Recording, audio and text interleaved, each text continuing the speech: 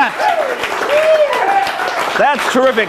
Hello and welcome to Penguin Live, where we bring you the absolute best magic in the entire world directly to you wherever you happen to be. I'm your host, Dan Harlan. Thank you so much for supporting Live Magic. Now, we have with us a full-time professional comedy magician who seamlessly blends his great comedy together with his mind-boggling magic. And he has worked in just about every possible venue that you can think of. As a matter of fact, he's brought with him material to teach you from various venues. And he's going to tell you why they're great, why they work in those particular situations, that kind of stuff. Now, like I said, he's performed everywhere. Everywhere in the United States, all of the 50 states. He's performed in over 20 foreign countries as well. You might have seen him on television, on HBO or on Showtime or one of his other television appearances, or you've caught him live at one of the comedy clubs all across this great nation of ours. So it is my great pleasure to welcome here to Penguin Live, Mr. Rich Marotta. Oh, thank you. Thank you, Rich. How are you?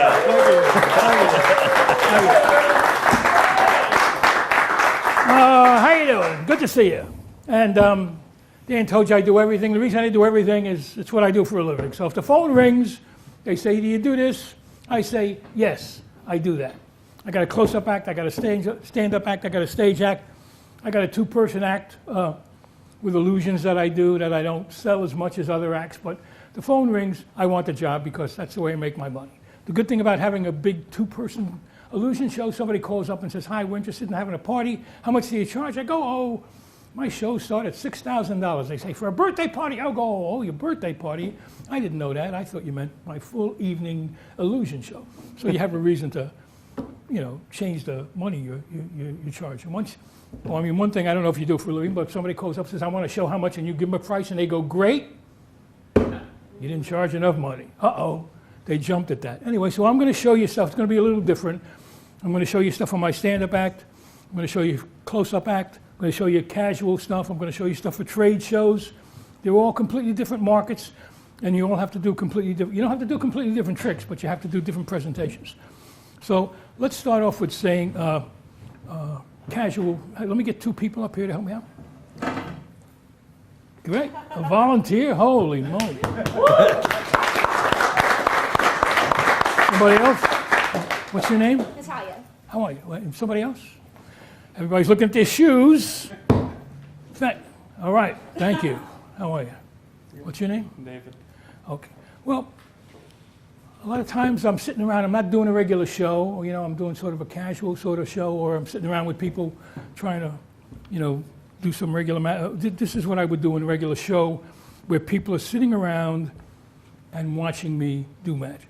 I would say it's the least that I do, where you have an actual formal show where people sit around. Usually I'm working hospitality suites where I'm walking around, or something like that, so that's basically, we'll start. Does that look like a regular deck? Mm-hmm. Okay. Take one. Anyone. Show it everybody. Pass it around. Great. Look at that. A camera. I can see what it is. Makes my life really. I didn't know it was going to be this easy. Okay. Put that ace. Only kidding. No, sorry. Now, somewhere in the deck is your card. I go like this. And give it a little boop, boop, boop, boop, boop. And I spread the deck. See anything happening? Oh. You notice anything about that card? Blue. Thank you. Was that it? Unbelievable. You think I was lucky? You do think I was lucky. I'll tell you what, I'm going to do it again. I'll do it for her. Just because I feel pretty confident. All right, ready? Just say stop whenever you want. Stop. Ooh, that was fast. Okay, take it. Show it everybody. Got it? I won't look. Got it. Put it back. A little shake like that. Go like this and look. One card turns. See a blue card in there? You don't see a blue card in there? See a blue card anywhere? Oh, well, sure. That's blue. I'll tell you what. Hup.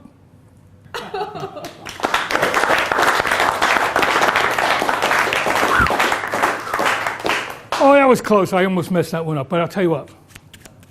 I'm going to do it really great this time. We'll make it even better. Here. We're gonna have, whatever you want, say stop. Stop. Right there. That's going to be your card. Take the pen. Write your name on it. Okay. There we go. Now look at, there it is. There's your card. In the deck. Give a look. Boop, boop, boop, boop, boop, boop, boop, boop. Does it look like it's doing anything? No, it doesn't. No, seriously, look. If we go through the deck, there's one card's turned blue, and look, Again. got your signature. Thank you. Get rid of that. Okay. You guys shuffle? No? I just want, well, you're convinced it's a regular old deck. Here. Anytime you want. Stop. Show it everybody. I'm not looking. I didn't know it was going to be so easy, but I didn't look. You didn't see me looking there, did you? No. Okay. Somewhere in the deck is your card. Don't know where it is, what it is. Don't say a thing. Just let me know if it's in my hand. Queen of clubs, 6 of spades, 6 of diamonds. One of these your card? No. It's got to be in here somewhere. 4 hearts, Yep. Ace of diamonds. One of these? Yes. Put your hand over the cards. Did everybody see them? Did you see them? All right. Let me show you these again. That is the 6 of clubs, 6 of diamonds, 6 of spades, Queen of clubs. Here's what's going to happen. Whichever one of those 4 cards you picked, it's going to fly out of your hand in between these 4 cards. No, you think I'm kidding? Boop. Holy moly, look, there's a card there. Check it out. Still there? Hop. That's why we call this stuff magic. Very good. You see it there? No, I told you it's right over here.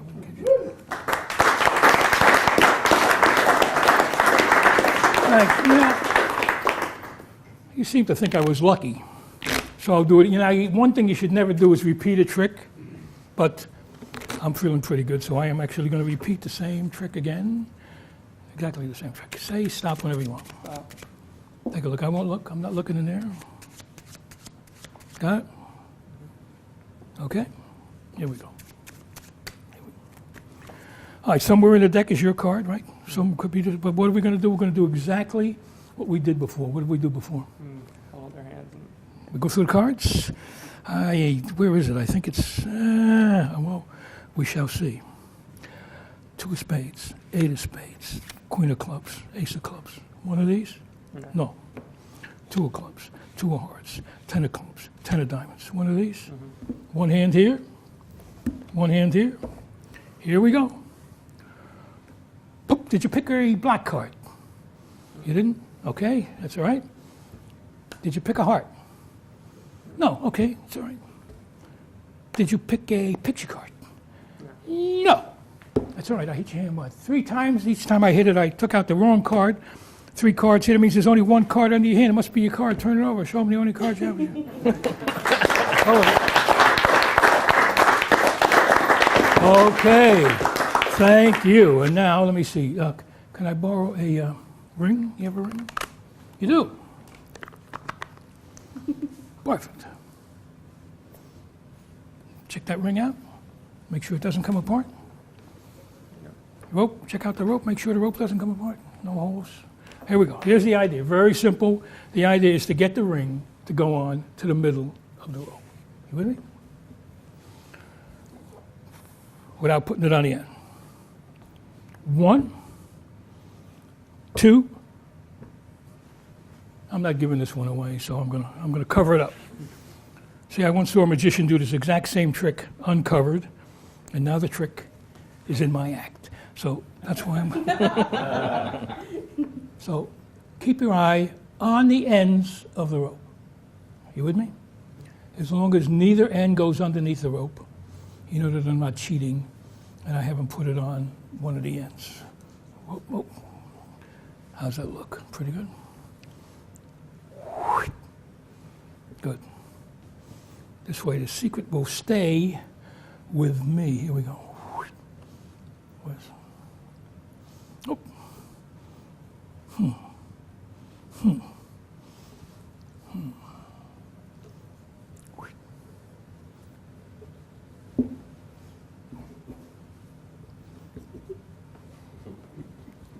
So where are you from? I'm from That didn't work. No, did you see? You didn't see the end go under, did you? No, didn't go under. But even though, look, I know you don't believe it, but boom, it's on there. Is it on there? It's on there. Hold that end. Hold this end. Let me have a little slack. Try it again. Yeah. Here we go. Ooh, that's two. Okay. I'm going to keep doing it till this guy uncrosses his hands over there.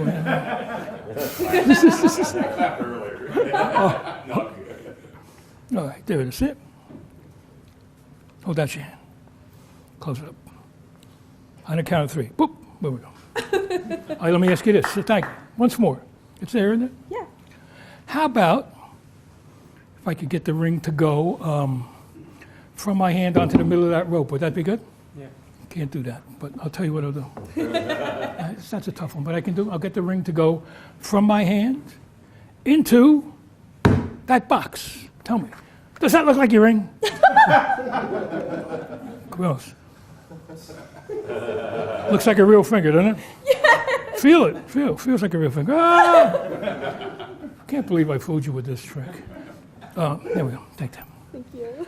You know, the thing is, you don't really even need a ring to do this trick, and that's what's great about it, because sometimes I work places, people don't have rings. I can get the rope to go right through my finger like that. I'll have you help me out here. Hold the ends.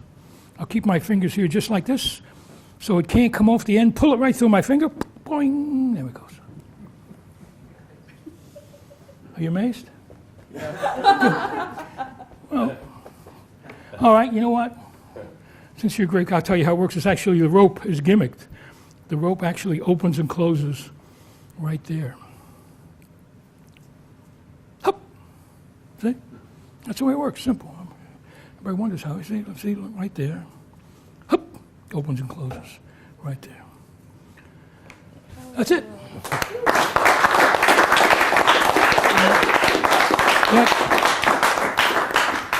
most people jump at that rope and look at it and think that it is. Did you ever do this? Let me see if I can get a rope and get a bow in it like that, and then pull one end to the other and pull it. Get a little knot there. Here, hold that end. Hold that end. Pull. Yeah, it's a knot right there.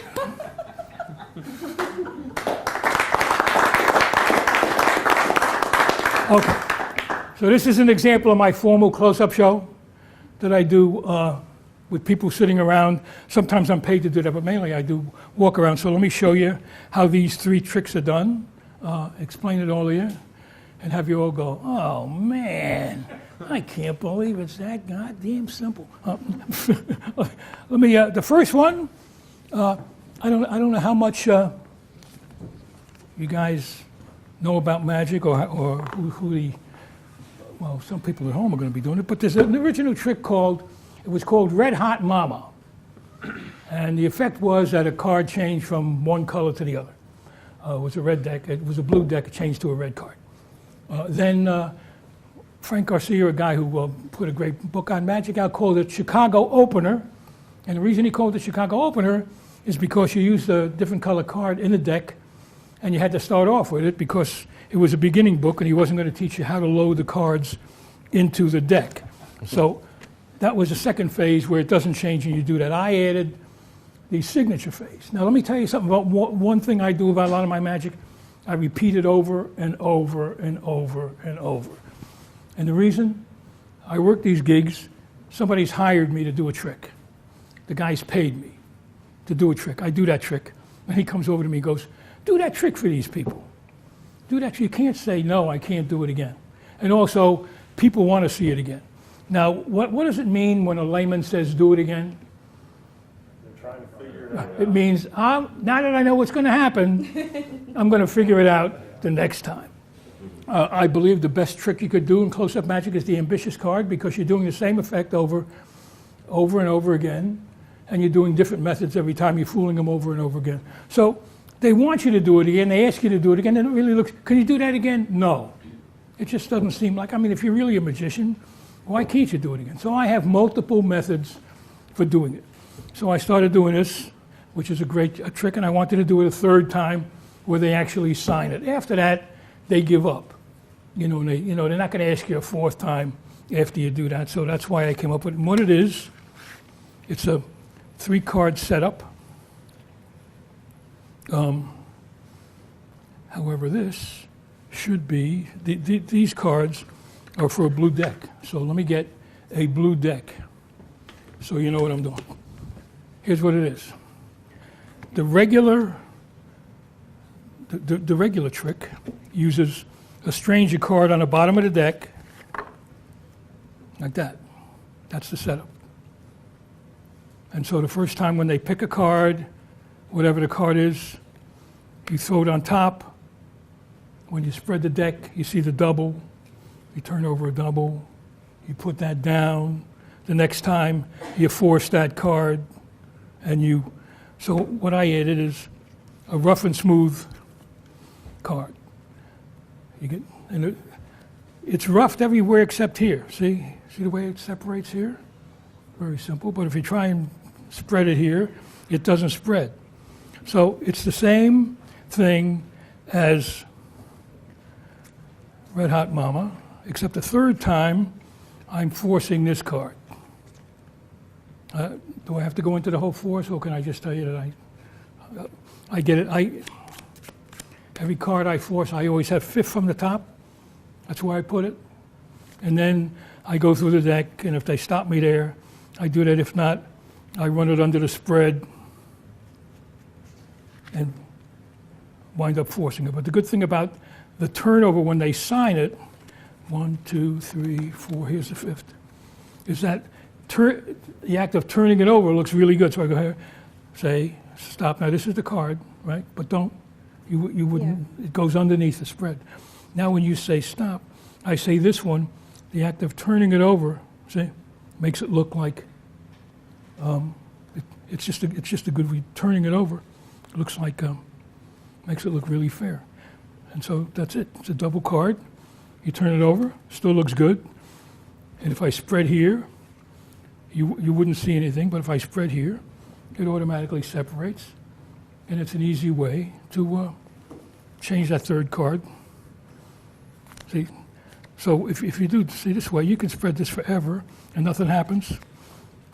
You spread down here, it appears. So that's a way to keep a rough card from being seen. So that's the first. Any questions about that? Is it clear? So it's just the third phase of. Now here's a trick that I have to repeat all the time because when I do it, people say, "Do it again." So let me get my deck here.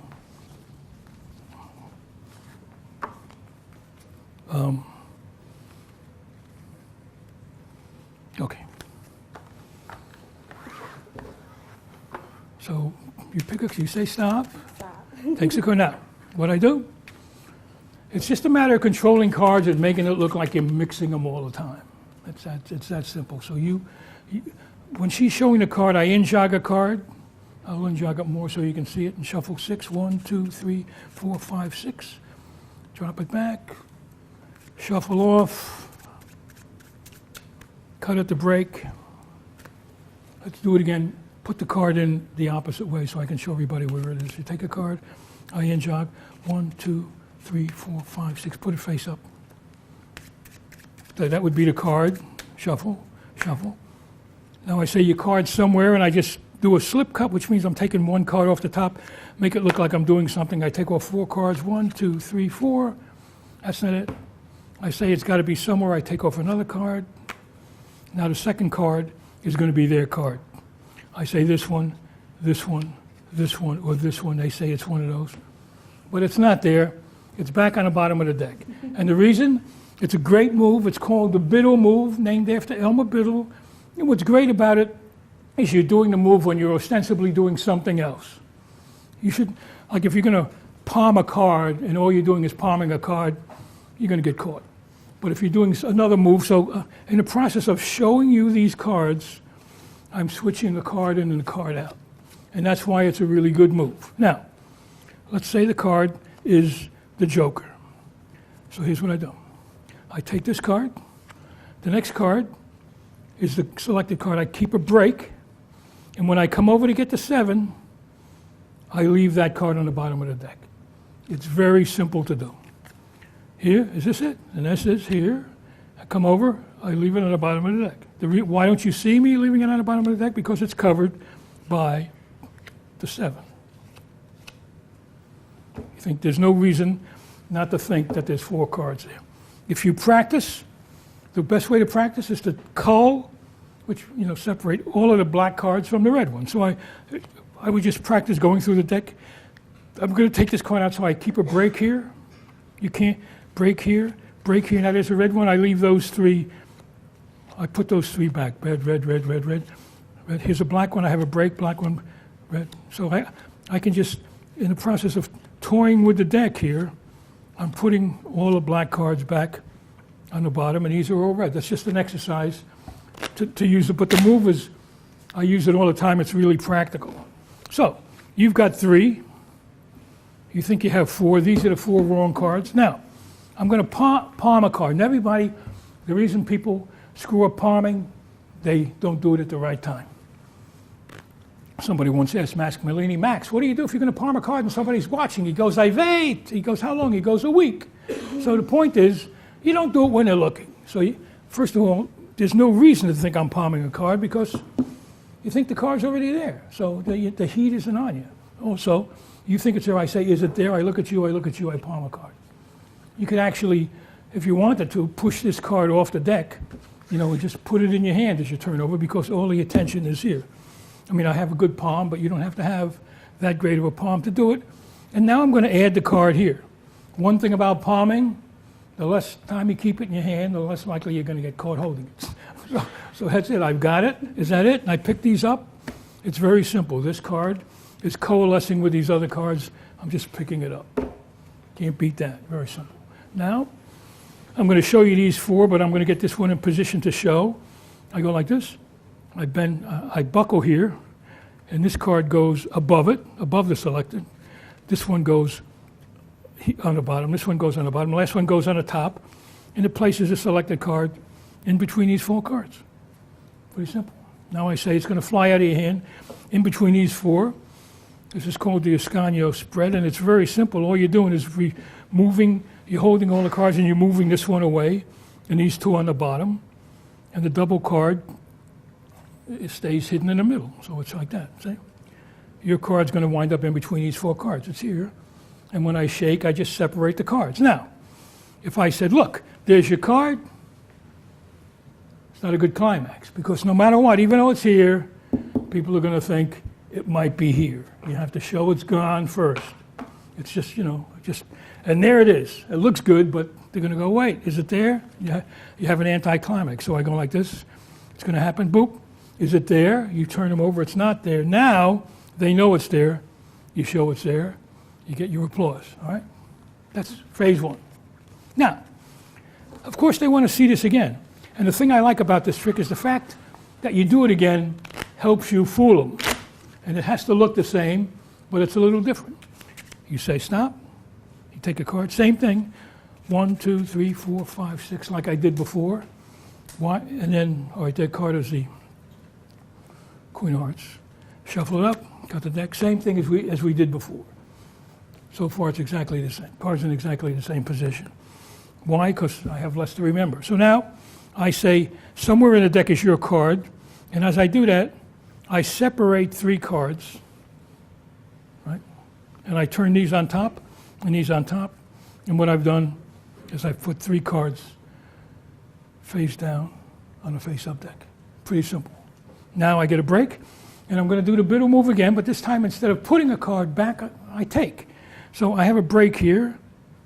How's that look? Pretty good? Yeah, it does, doesn't it? How's that look? Obvious, a big, no, well, that's it, I mean, you don't want to make it too tough for yourself, but from here it looks perfect. So now I take a card, I take another card, and when I come back, I take those 3 cards. Why don't you see it? Because the other card covers it up. Here's one, boop, 4. You think there's 4? There's 3 other cards there. Your card is 4th. Here, 2, 3, 4. Let me have your other hand there. Now, he's got 1 card. Same thing, except 1, 2, 3. What I do, I leave all 3. 1, 2, 3. I leave all 3. Why don't you know I leave all 3? Because I cover it. Let's cover it. 1, 2, 3. This is 1 card. Do I have to worry about it? No. Well, here's what I do. Look, I'm in control here. Here's 1 hand. Here's another hand. I'm making sure that he covers it. Also, he knows his card is here. It's not going anywhere. And that's what helps it work because, you know, I'm telling you, everywhere, oh yeah, I got it. So they're so excited that they have their card. They don't start fooling around going. So that's it. Now you just miscall a card 3 times. Bink, bink, bink. And you show it's gone. And this time, I think this actually has a stronger ending than the first one. There's only 1 card there. Just remember, I'm in control. When he says it's one of these cards, I go, here, let me see, I'm in control here right away. And he's not going to, you know, people get nervous about that, but you wanted to keep a tight grip on that card because you didn't want me to get it, and that's what fooled you. All right. Any questions about that? I call that repeat escape. All right.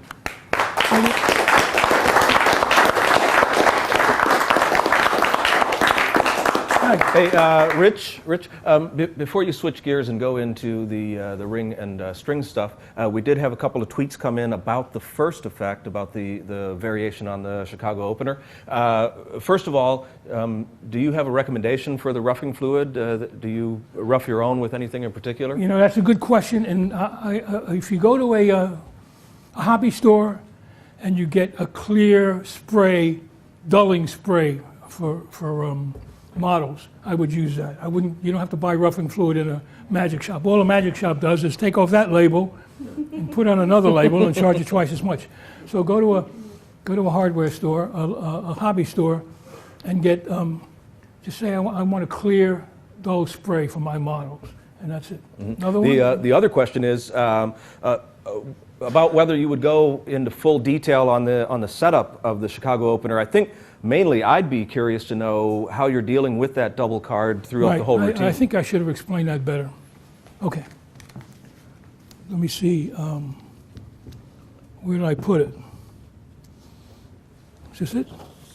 No, I don't remember where I put them. Probably. Did I put them in my pocket? What deck? Oh, did I use the blue? No, I used the red deck, right? Okay, you know what? Since I don't have it, I'll just explain it in another way with duplicate cards. Let me get a. If I have a 5 of hearts in here, or a jack of clubs, or 5 of spades, I hope. Okay. I should go over the setup better. All right. So what you have. Oh, here's one. This is my, is this it? Oh, got it. All right, good. I always rough the joker. That way, I find it later in the deck. So the blue card is the other blue card. Here's the setup. Good, I'm glad I got this. I should go over it. Here's your setup. You've got a 4-card setup. You've got a red card that matches the deck, the card that matches your deck you're using. You got the stranger card, and then you've got the rough and smooth card here. And that could be anything. This card could be anything. I always use a joker so I can find my rough card. You can't see it, but before I sprayed it, I put a piece of tape here, and I put a piece of tape here, put a piece of tape here, and tape here. That way, now it's roughed, and here it's not rough. So the setup is double roughed card here, regular card. It's exactly the same as you would do Chicago opener or Blue Coat Daddy, except that the double card is in the center. So when you start off, they pick a card, whatever it is. When you drop it back on top, you drop in the blue one on top. You go through the deck, and you say, there's a blue card. Now, this is the double. This is the single. I cut the deck here and show that you show this card, and you're going to do a double with this card regular. You put it down. You're putting down a 5. Now, on the bottom, I've got the double, and I've got the regular card, and I keep the double on the bottom by pulling it like this. So I have the double card here when I come off the deck, and I shuffle the card I'm going to force to the top, and then I put 4 on top of it, and then I force it again. I force the dupe of that. It's always fifth. If you work at a slow pace, I would say 80% of the time, they say stop right here because they want to see the trick already. If not, goes under the spread. You say stop. I show it to you.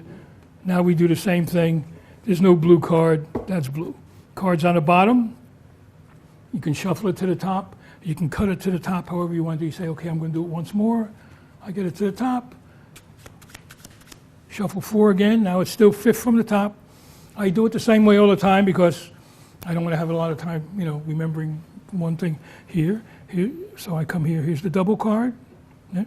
But you wouldn't know. You just push it. No, because it's rough, you can push it off. Goes under the spread. When you say stop, I say this one. You turn everything over so they can see it. They sign it. It's a rough card, so I can push it over, turn it over. Goes into the deck, and later, it's in the deck. Since I'm going to spread down here, where the cards aren't roughed, when I come to the card, it should separate. I go now. See my hands wet. You see where my thumb is now? Mm-hmm. It's way down here. So the card separates it. Now I show them that's a card. That's is that clearer now? Yeah, okay. I think that's much more clear. And it does bring up one more question that I have. Do you ever let people keep that card, or do they ask to keep that card, or you just put that card away? That's a very good question. And one thing is, they want to keep that card, but they want you to sign the card. They want your signature. So what you do is you say, I want you to keep this as a souvenir. Say, thanks, Natalie, thanks for helping me out. Remember me. And you sign your name, and they keep the card. They want to keep it, so it's a good idea. You just replacing that card again. And the reason that I use the rough card as a joker is because I want to know where it is, and I can find it again later and make another gimmick card out of it. Okay? Is that clear? Yep. All right, let's move on.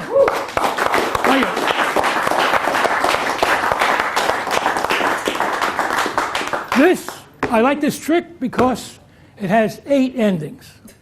And I think you should keep going as long as you can. One thing. Just keep going. Some of it's from old magic books that you can read. All of the effects look good. I'll tell you the effect that I think usually gets the biggest response is something that's really, really old. So we'll start off by, I dump this. I borrow your ring. Get it off this time. Thank you. Now, one thing to do, if you're going to do this trick, is to look around and see who has a ring. You want to spot people. If you don't see anybody with a ring, maybe you want to give me yours if you plan on doing this effect. I like it. The first one is very simple. I say I'm going to do it covered because I don't want you to see how I do it. And under the scarf, I'm doing this. I'm pushing this here. I'm turning a little bow here like that. Obviously, that is not on. And underneath the scarf, I'm going to pull this thing through the ring, like that. If I pulled this thing all the way through the ring, it would be on the scarf. But you don't know that. So where you are here, it looks like this to the people watching. I say, did you see it go under? They say no. I go, here, hold this end. My finger is here in the loop. So that when I pull this, it does the job for me. Nice. Clever, isn't it? Wish I thought it up. So that's like that, and you say it really is there, and they don't believe it. It looks like a knot, and you pull it, and it's on there, and that's your first reaction. They say, yeah, it really is on there, and I show it to you. Now, I have you hold that end, and I have you hold this end, and, okay, it's already off. It's sort of a heavier ring would have made my life a lot easier, but no, that's no. I mean, it just would have. But that's the way. So you just hold it up higher. I come down, the ring is here, in between my thumb and index finger. Right? I have you hold this end. Now, when I come over here to grab the other end, I just let go of the ring. I hold that. No, hold it tight. See, it's up here. All I have to do is move my thumb, and the ring falls. So I have it hidden like that.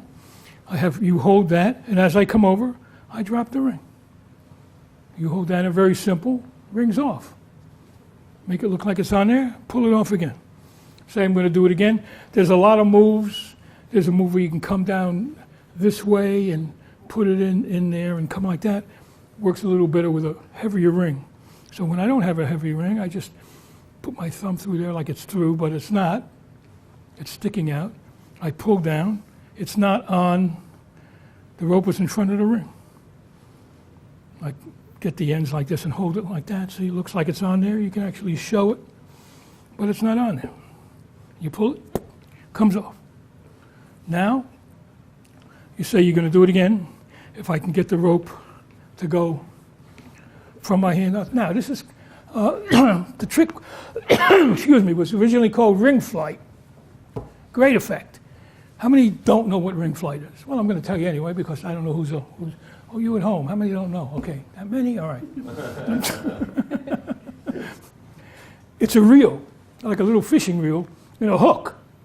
You got it in your pocket, and you've got the other end here, and you borrow the ring, and you say, watch, and you close your hand, and bing!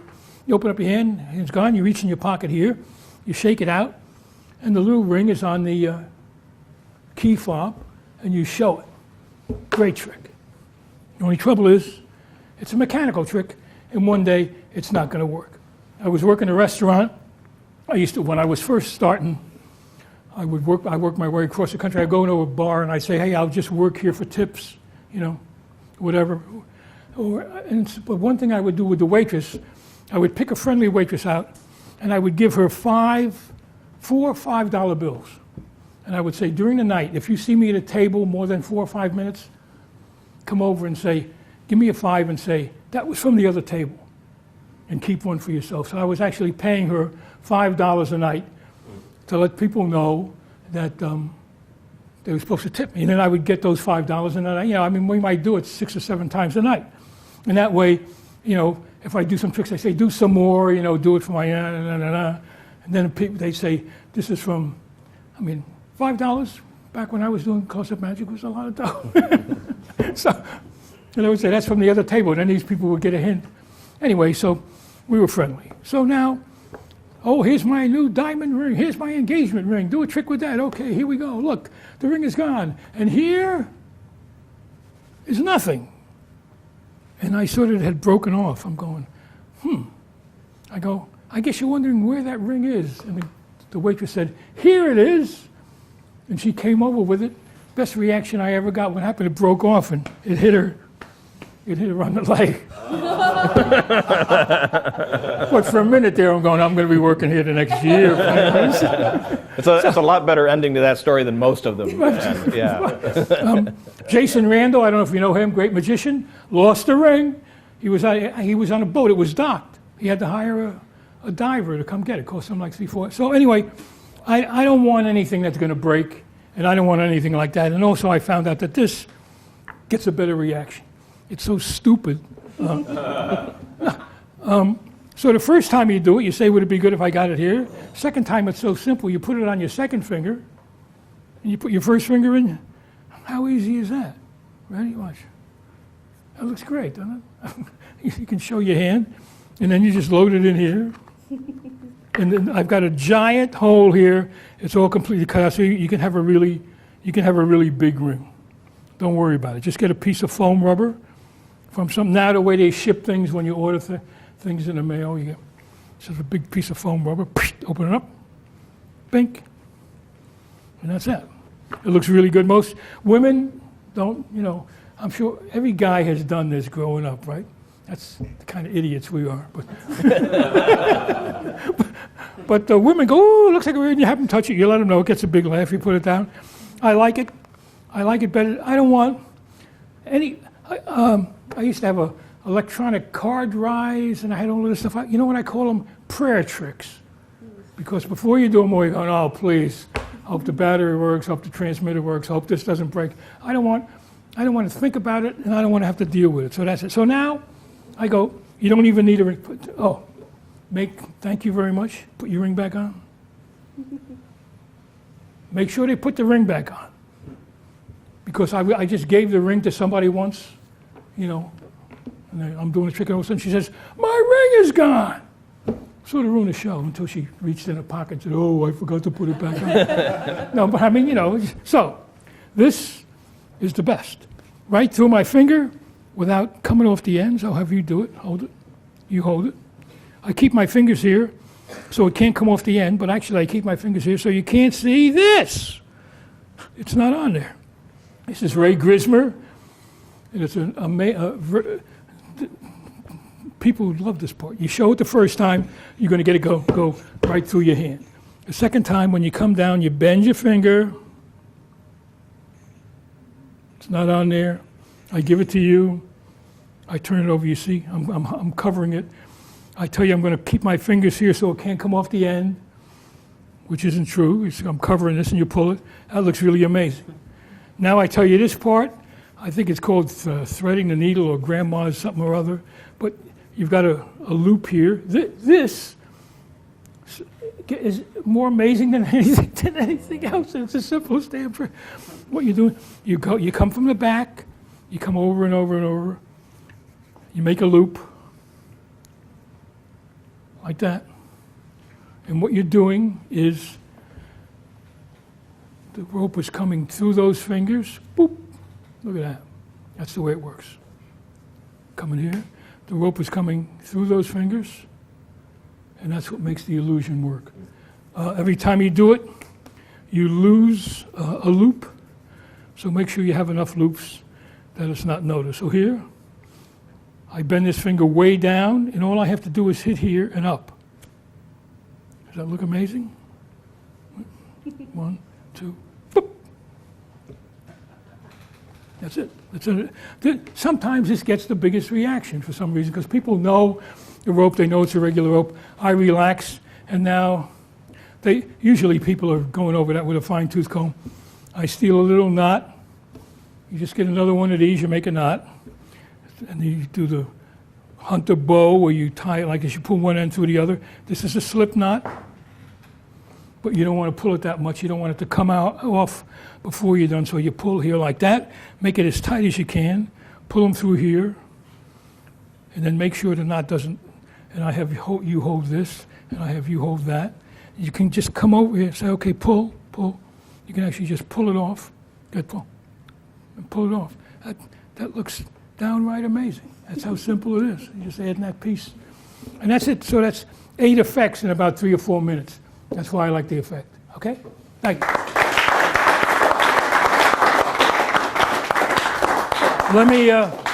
I'll get rid of this. Now, before we get rid of that, sorry. We did have somebody who tweeted in, and they were a little unclear with the first ring knotting thing, and I think maybe it was because we had a black background here. I know, and that's a black yeah. string. So if you could show them how you tie that on that's there. A great. Boy, you're hosting this very well, man. That's well, really good. thank you very much. That's really good. Hey, you got great. All right, comes here like this. That's a loop in the rope. I take one end, I tie a bow around it like that. Now, if I pull this now, what happens? Nothing. The ring isn't on the rope. So you pull on it like this, come up like this, you tie a bow. I have to get this, if I pull this end through, it'll be on on the ring. So it's covered up. Underneath the scarf, I just keep pulling this end, pulling this end, pulling this end, pulling this end, like that. And I try to get as much of the rope off the ring as possible. I mean, much of the rope through the ring as possible. I stop like that. That's what you have with a big loop here. Now I say, did you see this end go under? Did you see that go under? No, neither end went under. Fingers here, because that is what's going to make that happen. Does it look better? I'll do it again just so you see what you see what it is. The misdirection on it is really good. Underneath the scarf, I go like this. I make a bow. I pull this through. And of course, as it's going under, as you're pulling it under, people are starting to laugh. You know, because then you say, hey, where you from? Like you're going to do something sneaky. And that's it. That's it. Fingers here. Just make believe the scarf's there. All right, boom, boom, boom. Did you see this end go under? Did you see that end go under? No, neither end went over. I'm looking here. I'm pulling here. It's on there. That's how simple it is. Okay? Yeah. Cool. Is that clear? Yeah, I think so. Okay, thank you. And I'm gonna need that paper back. Oh, okay. sorry. And then, is it okay to clear this, or are you leaving the table? No, for now? I don't Okay. need this anymore. All right. Let me move this. Let's get rid of the table. Okay. Now, trade shows. Okay, I'll have you, okay, thanks. Let me get somebody else up here who, come on. And I say, who would you like to meet here? Come on up. Him? Okay. 1 second, don't come up yet. Okay, hold on to this. This guy's going to come on over. Come on up here. No. What's your name? Neil. Hey. Here we go. What I'm going to do, I'm going to have you pick a card here, say stop. Stop. Okay, that's it. I'll do it. I usually wouldn't do it this way, but I'm doing it so the camera can see. That's your card, 5 of hearts. I want you to remember your card, and to make it easy for you, I'm going to rip it. That way, if you pull the rest of it off for me. Okay, so hold on to your card. Your card is the 5 of hearts. 5 of hearts. To make it easy, I'll go like this. Boop, boop, boop, boop, boop, boop, boop, boop. You're not going to believe this. Here, let me hold this. You don't have a pocket? I do. Okay. Hold it for a second. Okay. We'll make it easy. In my hand, count the cards into my hand one at a time. All right. Count the cards into my hand one at a time. And stop at your card. Now, you're going to be able to tell your card 2 ways. One, you know what it is. It's the 5 of hearts, right? Second of all, you know what it is because it's got a piece missing. So just run through there really quickly. It's going to be easy to spot. It's red. It's a heart. It's got a piece missing. Red heart. Oh, there's the 5 of diamonds. It looks like your card, but it's not. Okay, keep going, keep going, keep going, keep going, keep going. Up, up. Nope, that's the 3. Keep going. I thought it was a 5, but it's not. Well, it doesn't have. No, sir. Unbelievable. You had a piece missing. You see that guy over there? Mm-hmm. He's got something for you. Go over there. See that envelope? Mm-hmm. Open it up. Well, why don't you do it together? Open it up. Tell me what's in there. Does it look like it fits? It does. What?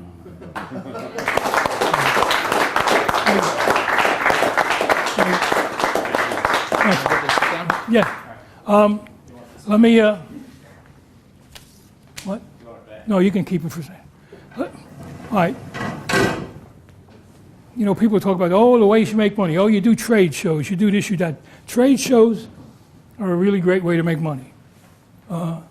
But most people don't know how to sell it. One thing you always hear, sell a sizzle, but not the steak. to sell the benefits but not the features. I'm thinking about having you for my party. What do? Oh, I do the ambitious card. Oh, I produce silks. Oh, I produce a rabbit. Oh, I read people's minds. Nobody cares. What are you going to do? I'm going to entertain your audience. They're going to be really happy. They're going to say you're the best hostess they've ever had in their life. That's what you sell them. That's why they hire you. Trade shows. What do they want? They want people to come to the booth. They want to have potential buyers come to the booth. They don't care what you do. If you can't build a crowd, they're not interested in you. So I came up with this, and I call it connection. And the way I sell it is, need $1 million? Here's a trick worth $1 million. I'll just read it to you fast because it's the reason I do it. No way. That's what Richard P. Noble, president of IBK Software, thought until he met Rich Marotta. As Noble tells it, I've been trying to meet an important client for a long time, but had no success. Then I met Rich Marotta, the best magician in New York City. He told me he could put me together with any potential customer I wanted. Skeptical, I told him who I wanted to meet. 5 minutes later, the client approached me. Somehow I had the missing piece of Rich's card. Blah, blah, blah, blah, blah. Anyway, so here's my pitch. Hey, you got a trade show? You want somebody? I'll tell you what. I will put you together with anybody you want to meet. You don't meet them, you don't pay me. No connection, no fee. There's really something great about guaranteeing that people are always interested in getting something where they don't have to pay. So they're going, so there's a person you want to meet? You don't get to meet them, you don't pay me. Now, of course, they say, yes, but there's 2 caveats. One, a person has to be at the trade show, give me a break. And 2, I have to be able to perform for them. Sometimes it happened once or twice, I didn't get a chance to perform for them. But if I get a chance to perform for them, I do the trick. And this is it. I give the guy, I'll show you what it is. I'll take this one out. It's a special card.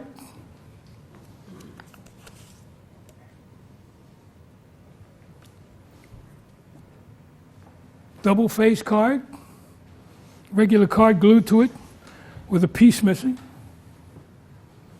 And this piece fits here. Now you don't have to use it.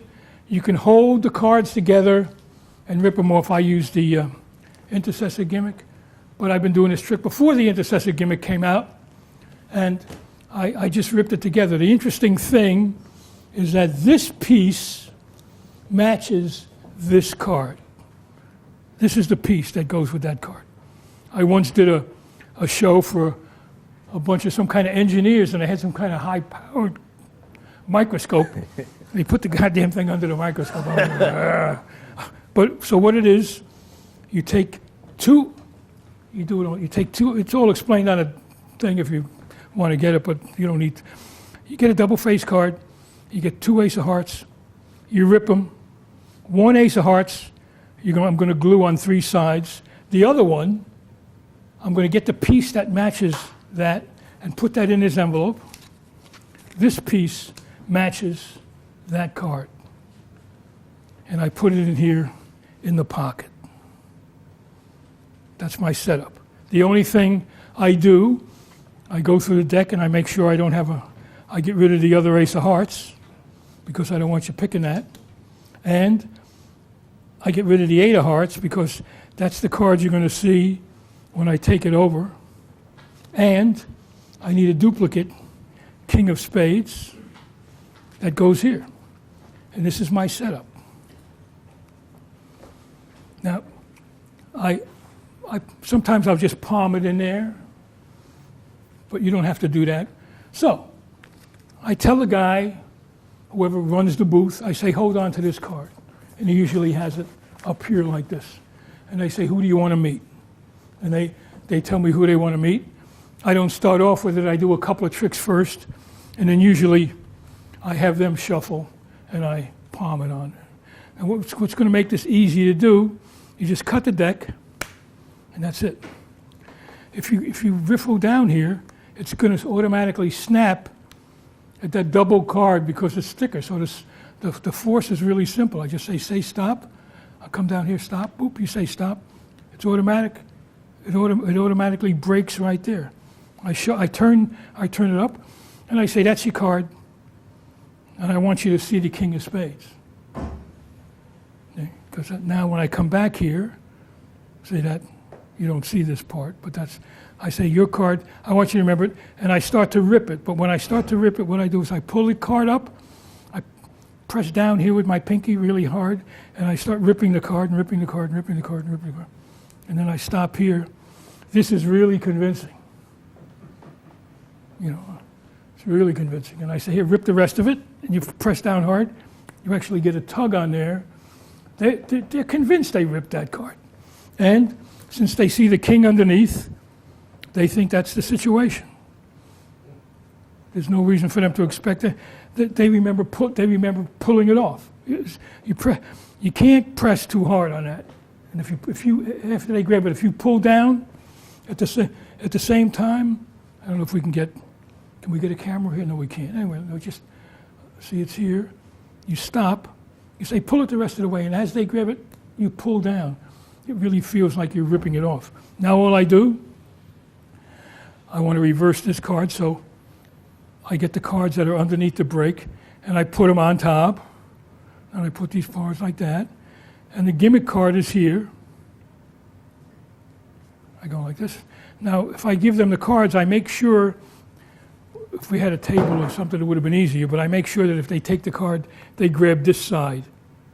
You don't want them grabbing this side because they might grab it up here and feel it. So now I just say, count the cards into my hand, and this is all right in front of them, and they see the cards gone. I mean, it's an amazing vanish. You can't, they just pulled it, and then I go, well, you know what, you see that guy over there with that thing? I think he's got your card. And of course, this guy, he's a businessman, he's waiting for this guy. What do you think? How's that? It's amazing. Yeah, he did it for me, blah, blah. You start a conversation. One time, sometimes I do it at a bar. Guy says he wants to meet some girl. You can do it for that. But why waste it on that when you can? So that's what I do at a trade show. Actually, I'll tell you a funny story. I'm at a bar and I go, anybody you want to meet? The guy says, I want to meet that girl over there. I go, okay. And of course, the wise guy goes, like she's going to talk to you. So I said, I work in New York. You got to know what New Yorkers are like. I go, buddy, she'll have her hand in my pants in 5 minutes.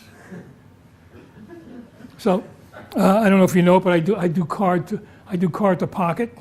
They pick a card, and I go, there it is. Look, it's in the pocket. Is that your card? And I take it out, and I go, here, I'll do it again, and I reach in there, and I do it again, and then I take it out of this pocket because I can palm all the time. Then I take it out of this pocket, and my joke is, you want to reach in there and get it? And sometimes they say yes, and it's low, and they reach in there and get it. So I said to the woman, you want to reach in there and get it? And she said yes. So as she put her hand in my pocket to get it, I turned so that the guy could see that she had her hand in my pocket, like I promised.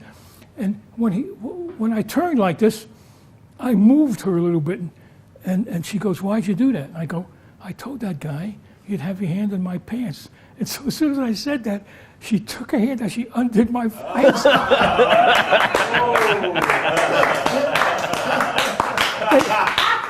They had to carry that guy out of there. But that's what happens when you work for New Yorkers. Now, they're a tough crowd. So that's called connection.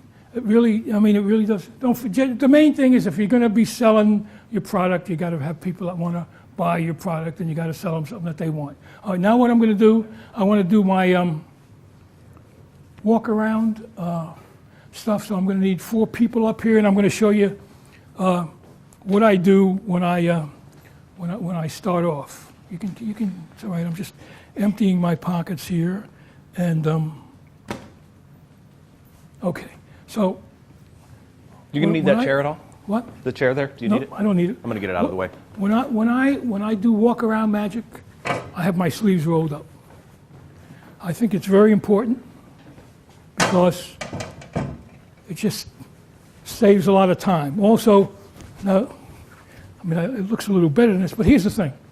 You're hired, and this is what I do this more than anything else. I mean, I've got a weekly stand-up show that I do. I got a club, and I have a couple of other magicians perform every week. I do that every week.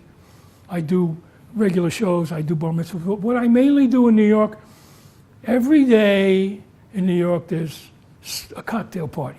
There's a hospitality suite. They're flying people in for a conference. They're having a meeting.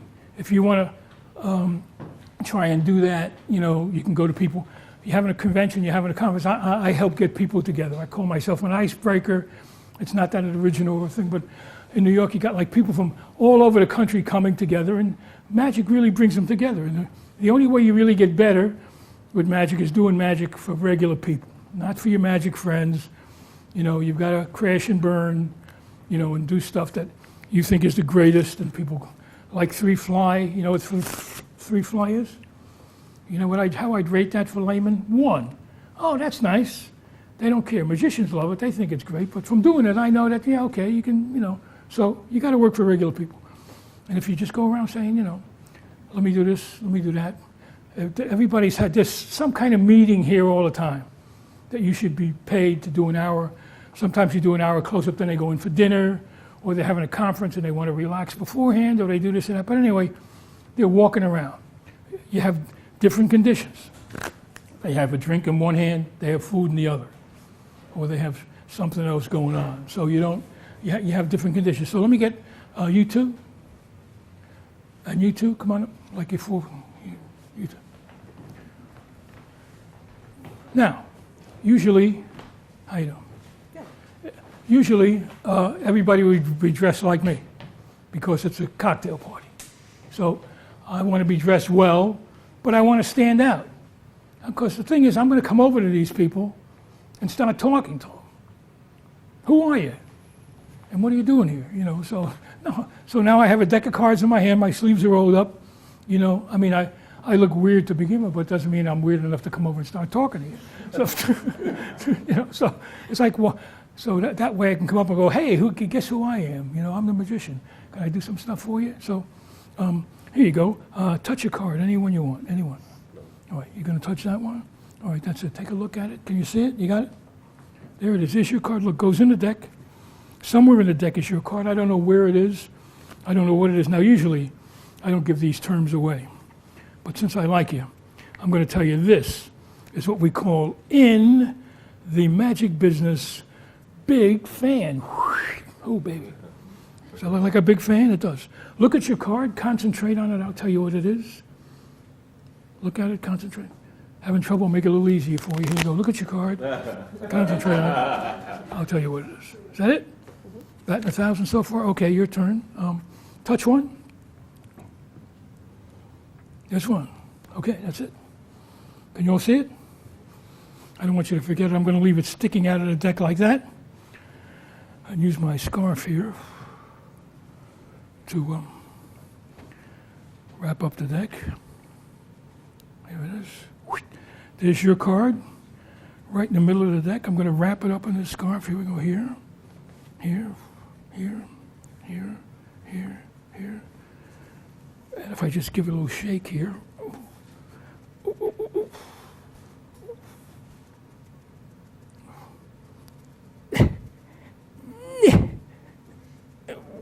Okay, here it comes, here it comes, here it comes, here it comes. One card comes through. 6 hours. There you go.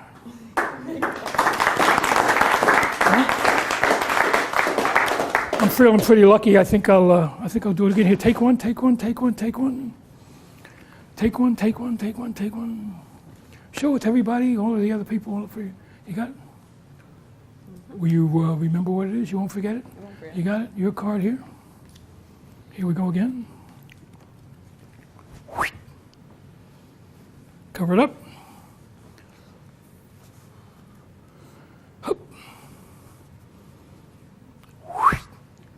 Oh. Hey, those acting lessons are paying off, aren't they, folks? One card happens to rise up. Is that your card? Is it your card? Aha, very good. What was your card? Two of spades. The three of spades. Two of spades. Two of spades.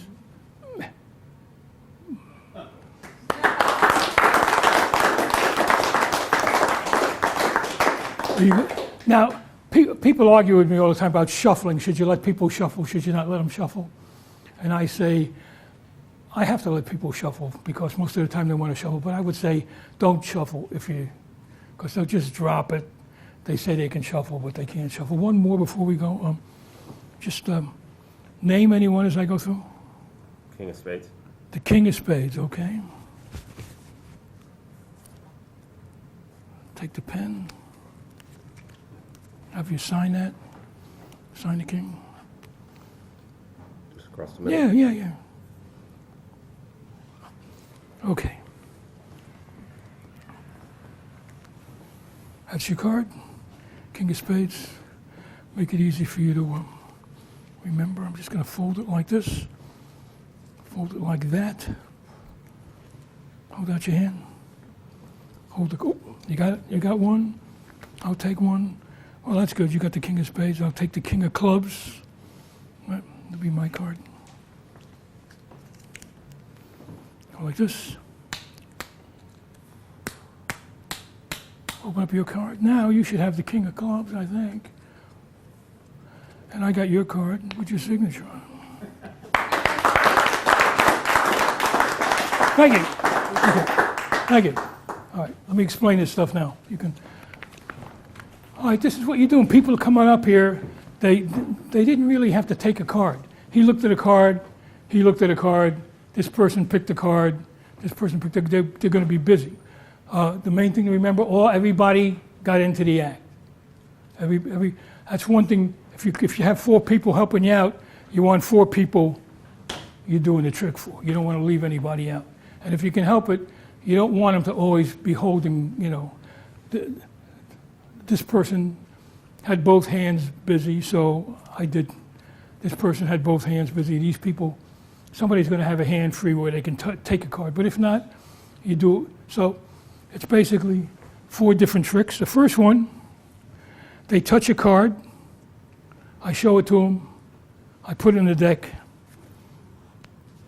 It's on top. I use 2 controls. I only use 2 controls. The other one, he looks at a card. That's his card. He touches a card. I leave it sticking out of the deck. It's on the bottom. I use 2 controls, one to the top, one to the bottom. That's it. I'll show you what they are. First one's based on a Bert Allerton move. They touch a card. You show them a card, but that's not the top card.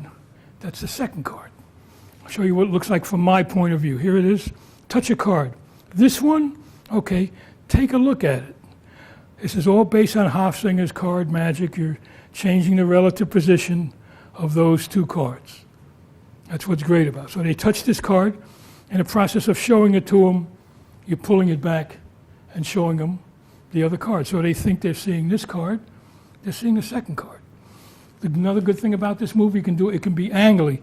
If you're worried about somebody here, you can just say, take a look at it. I'm doing the same thing, but now I don't have to worry about somebody seeing this from the back. But most of the time, it's close enough. I show it to them. They think that's their card. It actually goes, so this card's here, this card's here, the card's on the top of the deck. Very simple control. Looks really good. Now you're just doing a Pharaoh shuffle, and all you have to do is get the top portion into the bottom portion. Now I'm going to make a big fan. Hold it over here, as far over as possible. Have your thumb meet where the 2 things meet, and just spread the cards out and make a big fan. That's it. It's a lot easier than it seems. This is way over here, cocked way over here. And my thumb comes in exactly where they join, and I turn, and this is where I end up. Giant fan, big fan. And I show you the fan. But when I lift up the fan, I go like that. How easy is that? Very simple. So remember, the card's on the top of the deck. I'll tell you why. So card's on the top of the deck. And now it's here. Here's the selected card. I make a big fan. Right?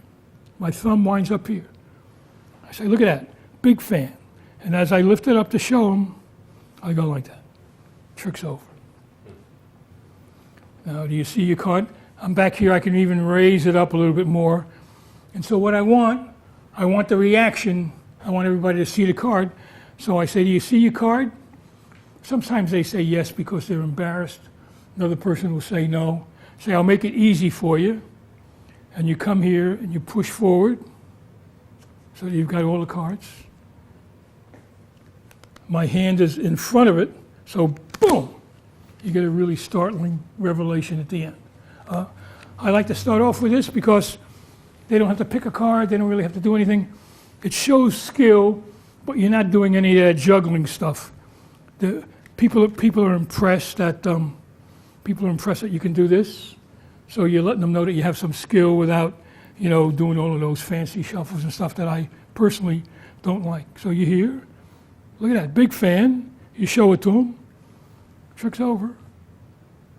Come forward. So once your thumb is here, your hand is here, boom. That gets a great reaction. That's my first effect. All right. Now, I'm going to do it for the next guy. This guy does one. There you go. Take a look at that card. I leave it sticking out of the deck. It goes to the bottom. It's called convincing control. And then, so here's what you're doing.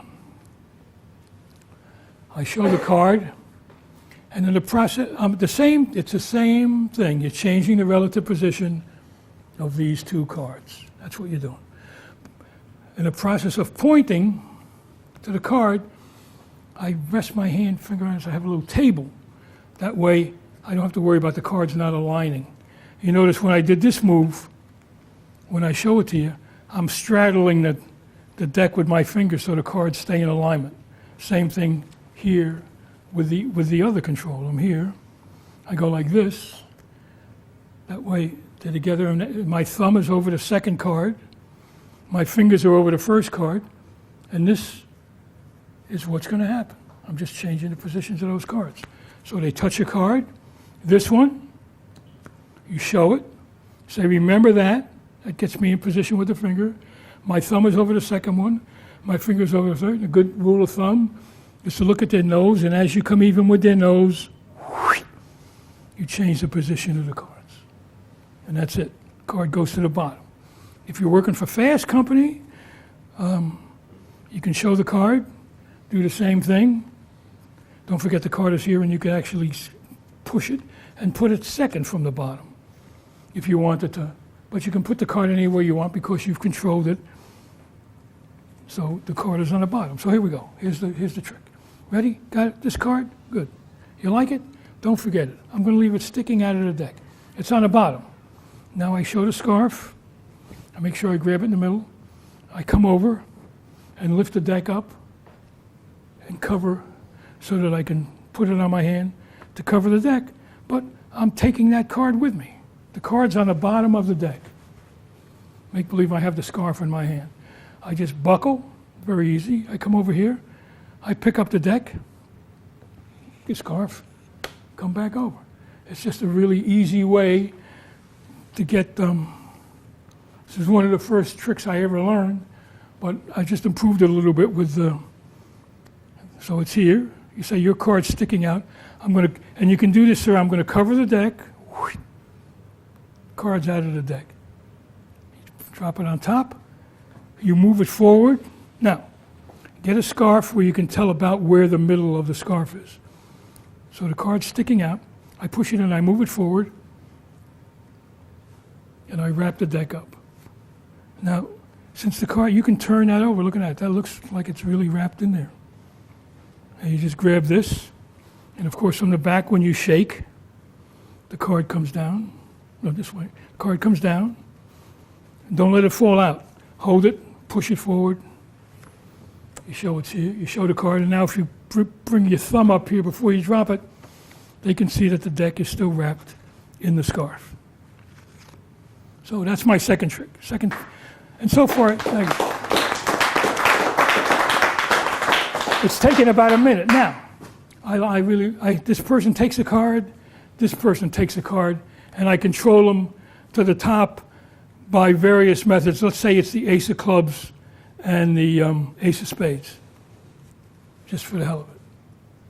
Sometimes I overhand shuffle. There's a million ways to do it. All you have to do is get both cards to the top of the deck, and this person's card is second from the top, and this person's card is on top. There's a reason for that. Now, Bobby Baxter, he's a great magician. You probably don't know him. This is his trick. Get this. You rub it. You rub it. You rub it. Whoosh. That's an amazing effect, I think. And it fits with the other trick I've done with, I'm using a scarf. It's very, very simple. All you're doing is you're getting the cards to the top of the deck. You've got the, where did I put them now? The ace of spades and the ace of clubs. When you cover up the deck, you get a break, like that. Make believe I have a scarf over it. I go like this, stick my pinky out, rises up. But what's great about it is that if you angle the scarf back, you can't see that pinky. I mean, that looks really good. Might as well milk it. What the hell? And then you pull it down. Now, I grab it at the corner and I show the card. This is the position you want to be in, and I say, "Is this your card?" It's not their card. I know it's not their card. Is it your card? Yes. Now I'm going to do a top change. Now, I've worked for years on top change. It'll never be as good as David Williamson's, but it works for me. A top change you here, and then they would say, "You're going to top change it for the top card of the deck." Here, no. Turn and look at the person, and as you do it, so that's the is that your card? No. How about here? Is it your card? Well, since I was never happy with it, I thought, wait a second. If I have a scarf in my hand, nobody's going to think I can do anything. That's what really makes the move. This effect is amazing because it doesn't seem that you can do anything with a scarf in your hand, but it's exactly the same thing. I hold it here the same exact way. Is this your card? No, now I turn here. Now there's nothing else. You can't see anything. I'm already covered. So you're here. Is that your card? Oh, it's your card. Okay. Well, anyway, everybody, what was your card? You just say, what was your card? And you've changed the card. And now when this card changes, it just seems much more amazing because you've got a scarf in your hand. That's how simple it is. So that's the second part. And that gets a really great reaction too. So now I have one more that I usually do just because I want them to have a signed card. It's really simple. In my pocket, I have 2 duplicate cards back to back. I have an insert that I don't have with me that I carry sometimes where I just keep taking 2 cards out of my pocket. Blue Coke, Daddy here, and I just keep adding them to the deck. So now I have a pretty good palm. I'll take it in my pocket. They'll shuffle up the cards. I'll come back. I'll put them on the bottom. But it's not that complicated.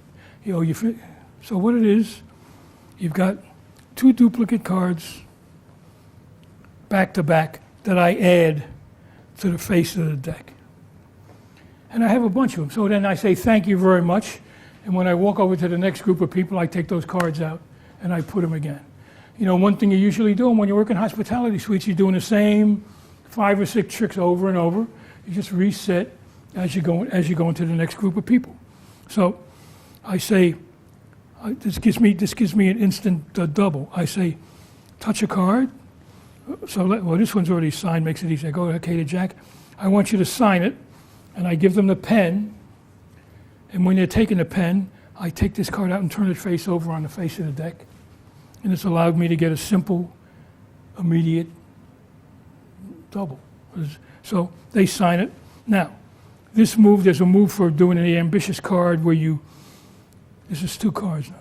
You say, all right, I'm going to get your card, I'm going to put it in the deck. And so what you're doing is, as you turn it over, you're pushing that card forward. It looks really good. You push it in there, and the card's still back on the top. So what I'm going to do is I'm going to fold that card. So now when I do this, it looks like I'm doing it to fold the card. So the move, it's a perfect move. It's a perfect move for what I want to do. I go, okay, that's your card. You've signed it. I'm going to fold it. And I'm using the front of the deck to fold the card. This is the 3. and I have them hold it and sign it. While they're doing that, I'm getting ready to do another double, and that's their card. And now I show this. You don't have to sign this card. It only slows the effect down. One card is, I go, that's your card, this will be my card. I do exactly the same thing. There's this, I do exactly the same thing. I'm pushing it forward to fold it. And now I fold this. Now what do you show first? The signature is much more impressive. So they have this card. They think that's their card, signature card. They open up and go, no, now you have my 3, and look, I have your card. Simple. A simple sign transposition, that's it. You walk, you say thank you, you reach your pocket, you go to the next one. Any questions on this one? I think that's it. Yeah, it's great. All right.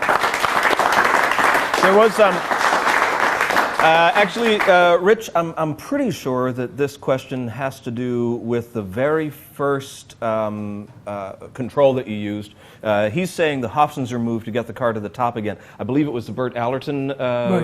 you know. Oh, use right. of Okay, that. now, Yeah. I said Hofzinger because they're all kind of based on that. Yeah. They're all based on that. That's where the original stuff was written of changing the positions of the cards. Okay. But Bert Allerton came up with this one. Somebody touches a card. You put your thumb on the top card. You put your fingers on the second card. And what you're going to do is you're going to pull your thumb back, and you're going to straighten your fingers. Do it again. Straighten your fingers, push your side card, pull your thumb back. So that's the move. That's all you're doing. The reason it stays in alignment is because I've straddled the deck with my pinky and index finger. So that's that. Now, when I lift up, I push the second card out, and I pull the first card back. So I say, this card here, process of raising it up. I'll do the process of raising it up. That's it. It looks perfect. Here. Thumb on top, thumb on the first card, fingers on the second. Should be simple. Just think of it, the other control is the same way. I point it out. If you wouldn't mind, Rich, just doing the follow-through on that, on the first one, showing how you then deal off the, Okay. the All right. top card. Touch a card, this one here, okay. Take a look at it. You got it? That's your card. Look, I'm going to put it into the deck. So you just let it fall back. That's the card they're looking at. You show this one. After they've looked at it, you can just let it go and show this one. Or, if you want, you can just reverse what you've done and do that. But I sort of like to drop it back. That's your card. Remember your card. They think they're seeing the top card. Ready? Now I'm going to put your card into the deck. You're putting the second card in the deck. Let's do it face up. That's an easy way to follow it. Okay. Which card? This one here? Take a look at it. You got it? Okay, let me put it into the deck. Does that seem clearer? And yeah, pretty. And then you would finish after you insert it. Then you would cut the other one. Okay, right. Just, All right, so just all the way, because I think he was a little confused as to following the entire process. Okay. Lay off the booze.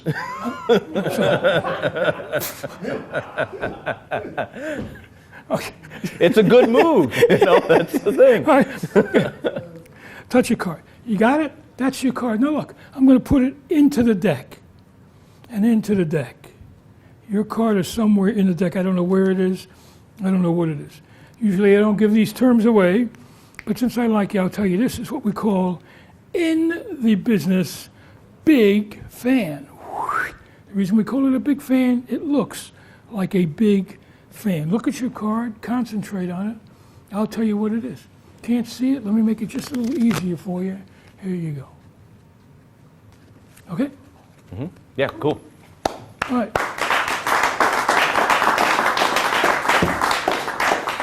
I need about, I'm going to do my some stand-up stuff now. Give me a couple of minutes to set it up. Yeah. All right. I'll do something. Does somebody here have a deck of cards with them? David, you do? Yeah. David, why don't you come on over here and have a seat with me? I'll show you something. And, you know, we'll just take a couple of minutes and do it. And then if we have some time, we'll explain it too.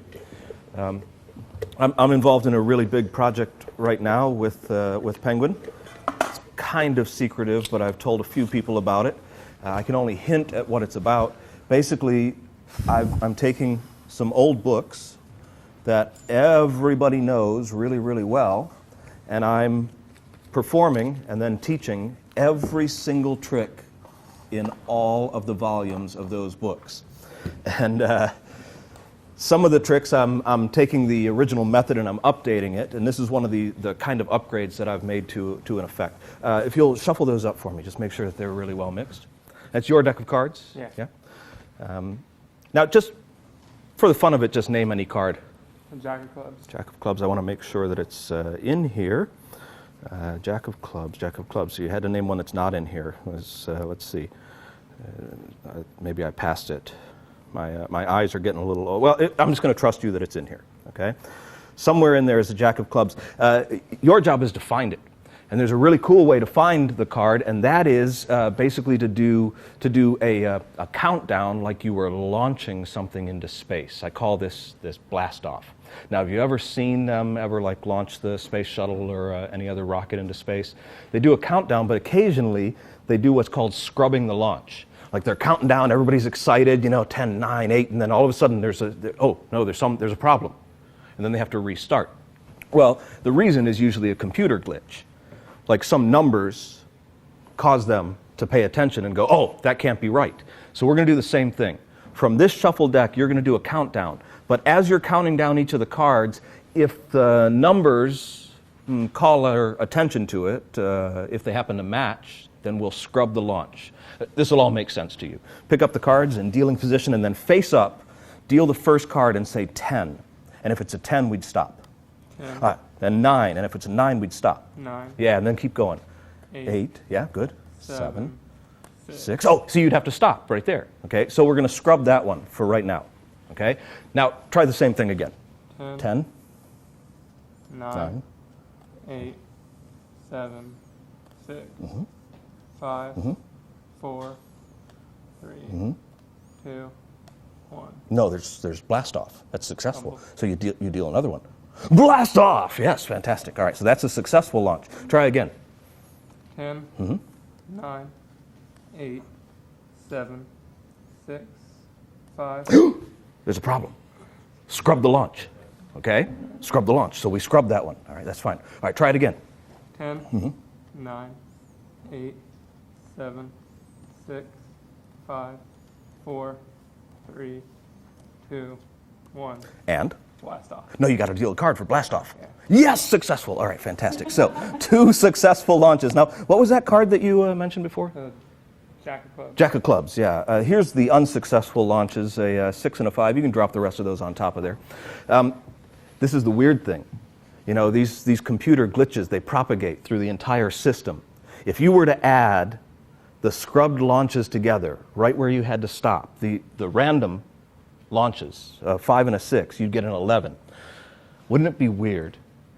Wouldn't it be magical? Wouldn't it be strange if you were to deal down 11 cards and there was a Jack of Clubs? Yeah. Why don't you try it? 1, 2, 3, 4, 5, 6, 7, 8, 9, 10. That's the 11th card. Let's see it. There's your Jack of Clubs. and David, for helping me out with this, I'm going to give you a deck of cards that you can keep for your very own, complete with a box that they go into and a fancy case to keep them straight. Let's give David a big round of applause. Thanks so much for helping out. You all set, Rich? Okay, All right. that was good. You can't tell you what it is, but it's an amazing project. Anyway, I do stand up. You work in a regular club. The conditions are really different. It's just like this, where you have an audience. So I'm going to do what I do for you there for most of the time. But first, I have to check on my pets. See, here's my problem. I'm always on the road. I got pets. I ask people to take care of my pets while I'm gone. They say sure. Get home, dog's belly up on a rug, fish are floating on top of the water, cats in the microwave. Forget I'm not going to let that happen to me anymore. No, I'm just going to bring them with me. And that way I know where they are. Here they are. Let me reach in here, get out, introduce. Shit, I screwed it up. I screwed up my trick. I screwed up my trick. I can't do it. Do you want to do it again? Do you want to reset and do it again? We don't mind. I don't know why I screwed. We do do-overs here. I think getting, I can do over. We're all friends, yeah. I think getting it together. When I went to get it together, I didn't check on what I was doing. Oh, there it is, fish. Okay. Okay. Well, that wasn't the best. See what happens when you rush. Anyway, that's my fish trick that I stood off with. Anyway, let's move along.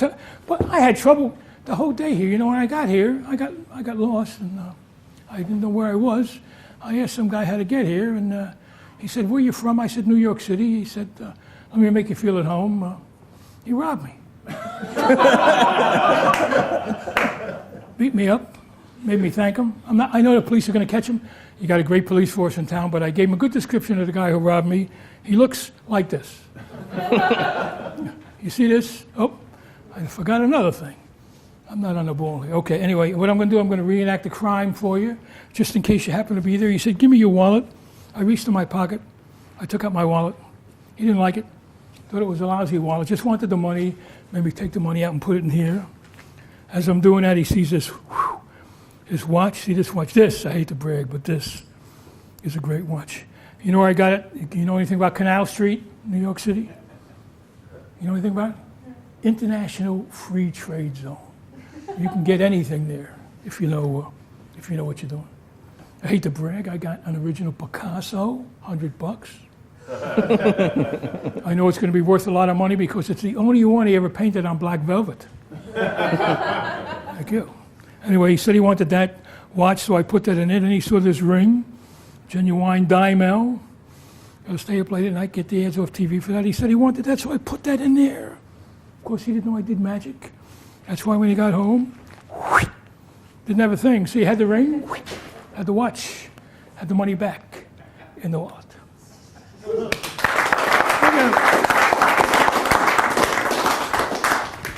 So that's sort of the way my act works. I do magic, you don't like that. I do comedy, you don't like that. I do more magic. You don't like either one. By the time you figure that out, I'm out of here. All right, for this next effect, I need an assistant up here on the stage to help. I don't want you to think I use a stooge or a shill or anyone planted in the, a lot of magicians rely on stooges and shills, people planted to. No, they do, but I never rely on anyone in the audience because a lot of times I have to work to an empty house. Not taking any, so here we go. Name out loud any number between 1 and 5. 4, absolutely correct. Come on up here. Okay. Does this look like a regular deck of cards to you? Yes. It does? That's because it's the wrong deck. I'll be right back with the fake deck. Now, here we go. I'm going to go through the cards anytime you want. Yell out stop. Makes no difference.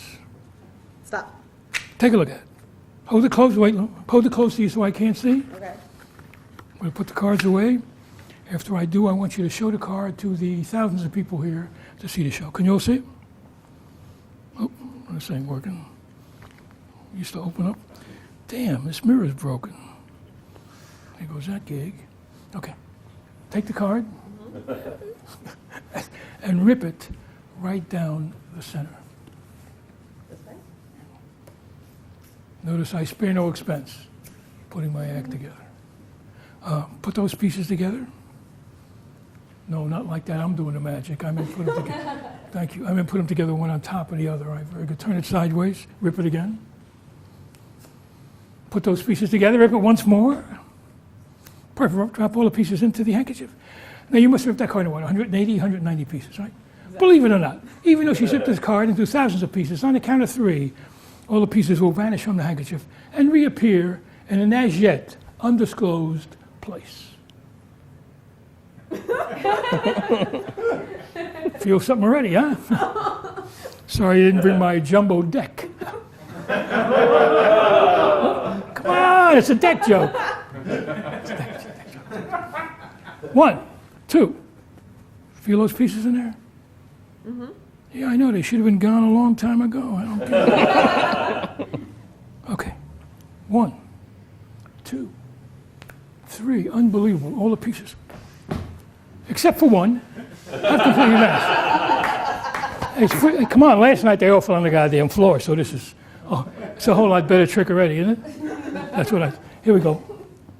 Oh, hold on to this for 1 second. Okay. Here they are, 3 official and genuine oranges. I want you to pick any orange you want. You can have a free choice, any one you want. Absolutely free choice. Pick me, Ooh, baby, thank you. Okay, we'll go by your applause. This is orange number 1, this is 2, this is 3. Off orange number 1. Orange number 2. Yeah.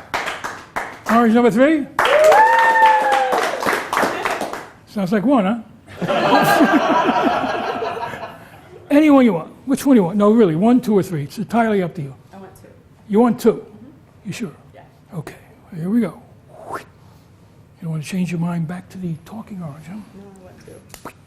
Now, every time I start to do this, people begin to think the pieces are going to wind up in here. They never do, but this is so dramatic, I just really hate to leave it out of the act. Actually, that's not true. We'll find. Oop. You know, you try to get them to go before the show, but they don't have to. Not only have the pieces made it into the orange, but that card that you ripped into thousands of pieces is back to one whole complete card except for one piece. And look, it just fits.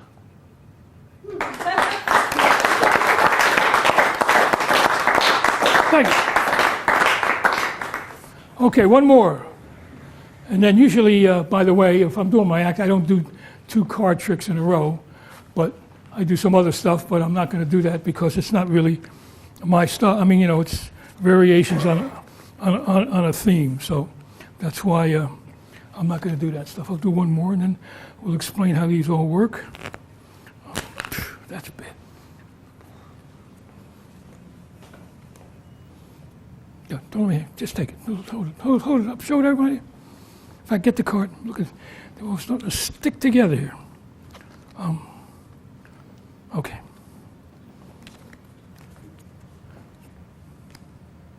Now, I'm gonna, you know, I'll tell you, this is a really great venue. I've worked some that are, so, you know, the one good thing about doing a trick is you should try to use, just take tricks with ordinary props. Excuse me, what the hell is this? Nice place they have here.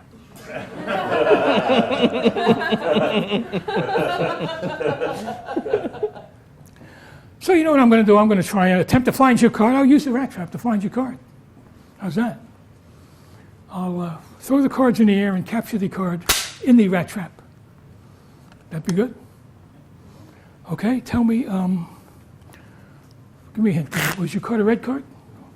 Okay, what was the suit? Good. How about the number? Good. Oh, give me a break. I'm going to throw the cards in the air. I'm going to capture the card in the rat trap. The least you could do is give me a hint and tell me what the card is. Okay, here we go. In the air, in the rat trap. Ready? 4 cards. In the air, in the rat trap. Here we go. In the air, in the rat trap. Here we go. Here it goes.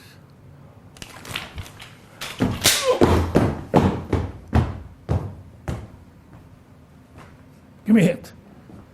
4 cards.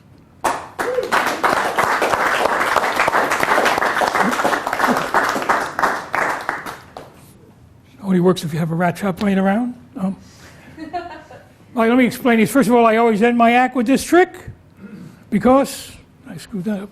Because I've got cards all over the floor, and I use an old deck because, you know, it's all getting messy. In fact, I'll work my way. See, sort of a mess. I'll work my way back. Explain that one. Work my way back. This is a very simple trick. It's a gimmick rat trap. This is actually made by Wellington Enterprises. A lot of people bought this trick and said this is the first time I could afford a Wellington prop. Usually they're, you know, $5,000, $6,000. I've been doing this trick for years, and my buddy David Rigo has been asking me to put it out on the market. I use the real rat trap, believe it or not. And you could kill yourself using a real rat trap. So I decided to market. I go, I'm going to get sued by these people. So he did it. He remade it. It's actually a real rat trap, two pieces put together, and a little trough where it goes down in here like that. And there's a big magnet here and a magnet on the card. And there's no move to it at all. When you go like this, the card falls out. You let it fall down. If you do it sideways, the card sort of falls on the side. That's it. That's the whole trick. It's really, that's how I usually have it. You know, when I work place, I'll put it somewhere like that. You force in the 4 hearts, or whatever cards you have in it. After you do this a couple of times, this card gets sort of bent. And you got to take this off and glue it. But it's impossible to see. You're covered. You know, all you have to do is put this where the cards are, and the trick works. That's how easy it is. But it looks really amazing. I like it because I remember when I was a kid, I'd see the card sword. You all like the card sword? You know, if you don't know it, you've got a giant sword. 3 people pick cards, you throw them in the air. Well, that was great when half of your audience had swords. It sort of fit. It looked pretty good. But now, you know, now it's like you come out with a sword now, the first thing people think is, gee, I wonder what that's going to do. I mean, it just tips prop. So I call this the modern card sword. I like it because it looks more like an ordinary prop.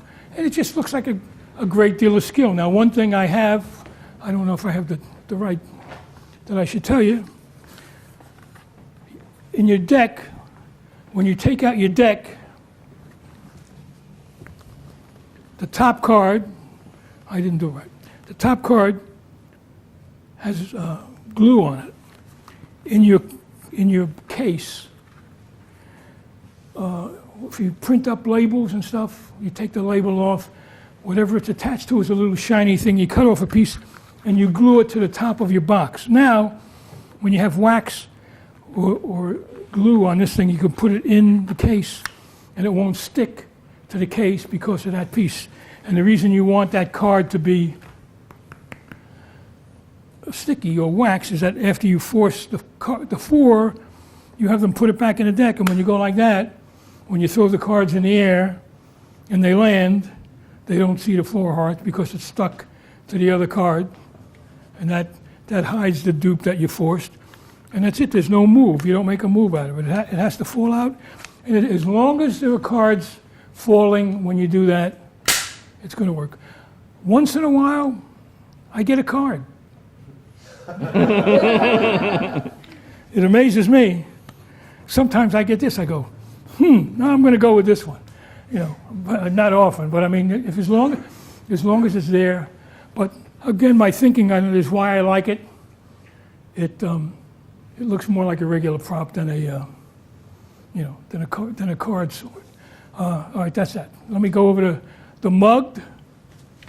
I like magic that doesn't look right away like magic. I mean, you take out a deck of cards, you're doing a trick. I notice my audience gets in trick mode.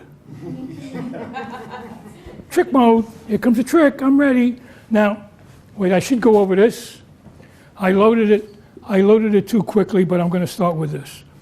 This is I don't know what. I think it's because I'm sweating, and I wasn't looking. Well, it's a fishbowl with a cover, and it's a production. You have to spill the water.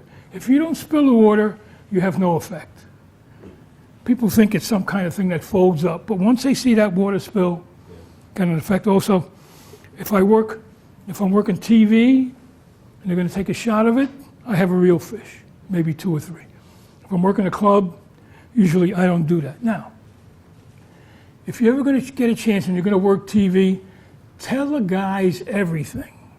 Don't worry about fooling them. There's 1 million people watching the show that you have to fool. So you tell them, shoot it from the bottom. Don't shoot it from the top. Whatever it is that they have to know, you got to make yourself look good. So don't worry about, the audience knowing, the cameraman know it.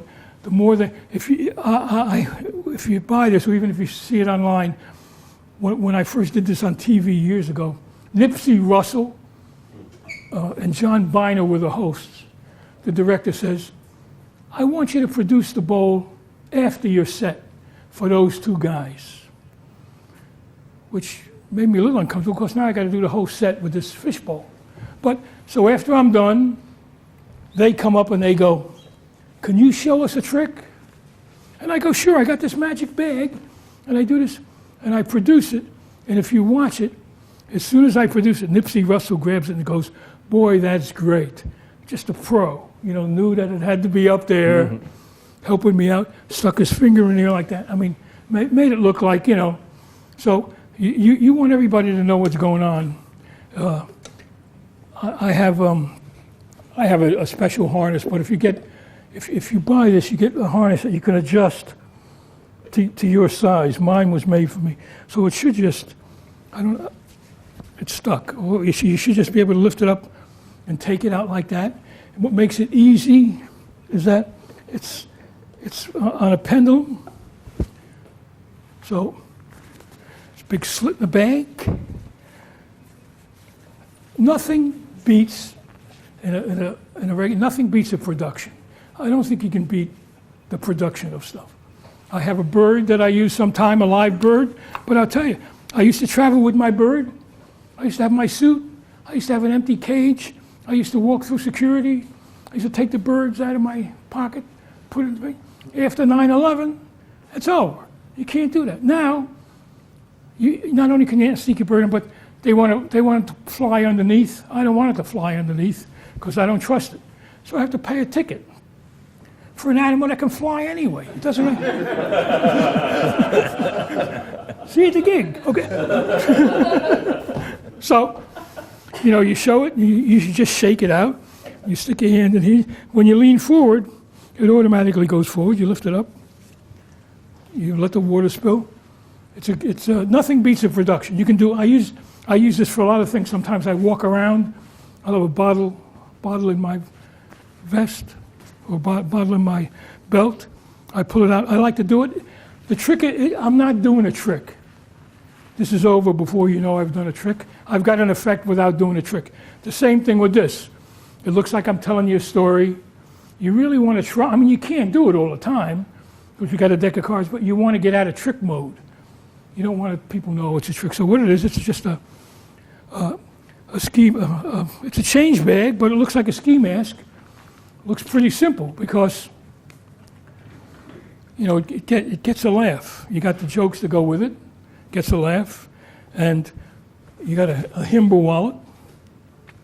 Open it one way, you see money. So you put the money in there, and then when you put the money in, my hand is this way. Because this way you have the vanishing hand, the good trick, but not what I'm going for. Then the same thing, you take off the watch. You have two watches. One is up your sleeve. And when you take this one off, you have to pull your hand down. You get the watch in position, pretty simple. Now the ring, I'll tell you a funny story about this ring. So that's it. So you put the dollar in there, you put this under your arm, the wallet, so that when you open it, you show it. You just show it, take it out, put it under this way. When you take it out, you show it this way. The watch, you take off when you roll your sleeve down, you put the thing together. The ring is a little different. Now, when I first came out with this trick, and the way I used to do it, I had two rings. Well, one was it was a half ring with an invisible thread.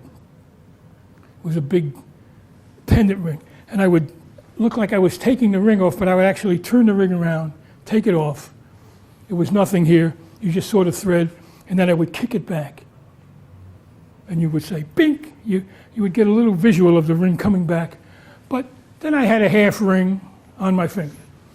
So sometimes I would have, if you bought it, you got a regular ring and a half ring, so the half ring was facing in. You could take the regular ring off and put it into the mask, and then kick it back. But the trouble was, it was okay, but you had a half ring on the rest of the show, and or you had to get rid of it. So one day I'm at a convention and this kid comes over and he's about 10 or 12. He goes, "Excuse me, can I talk to you?" I go, "Yeah." He goes, "I liked your trick with the ring, but the ring didn't fit, it was too big for my finger, so I changed it a little bit. What I did is I take the ring off my finger, and then when I put it in the bag, I put it back on my finger." So I said, "Beat it, kid, you bother me."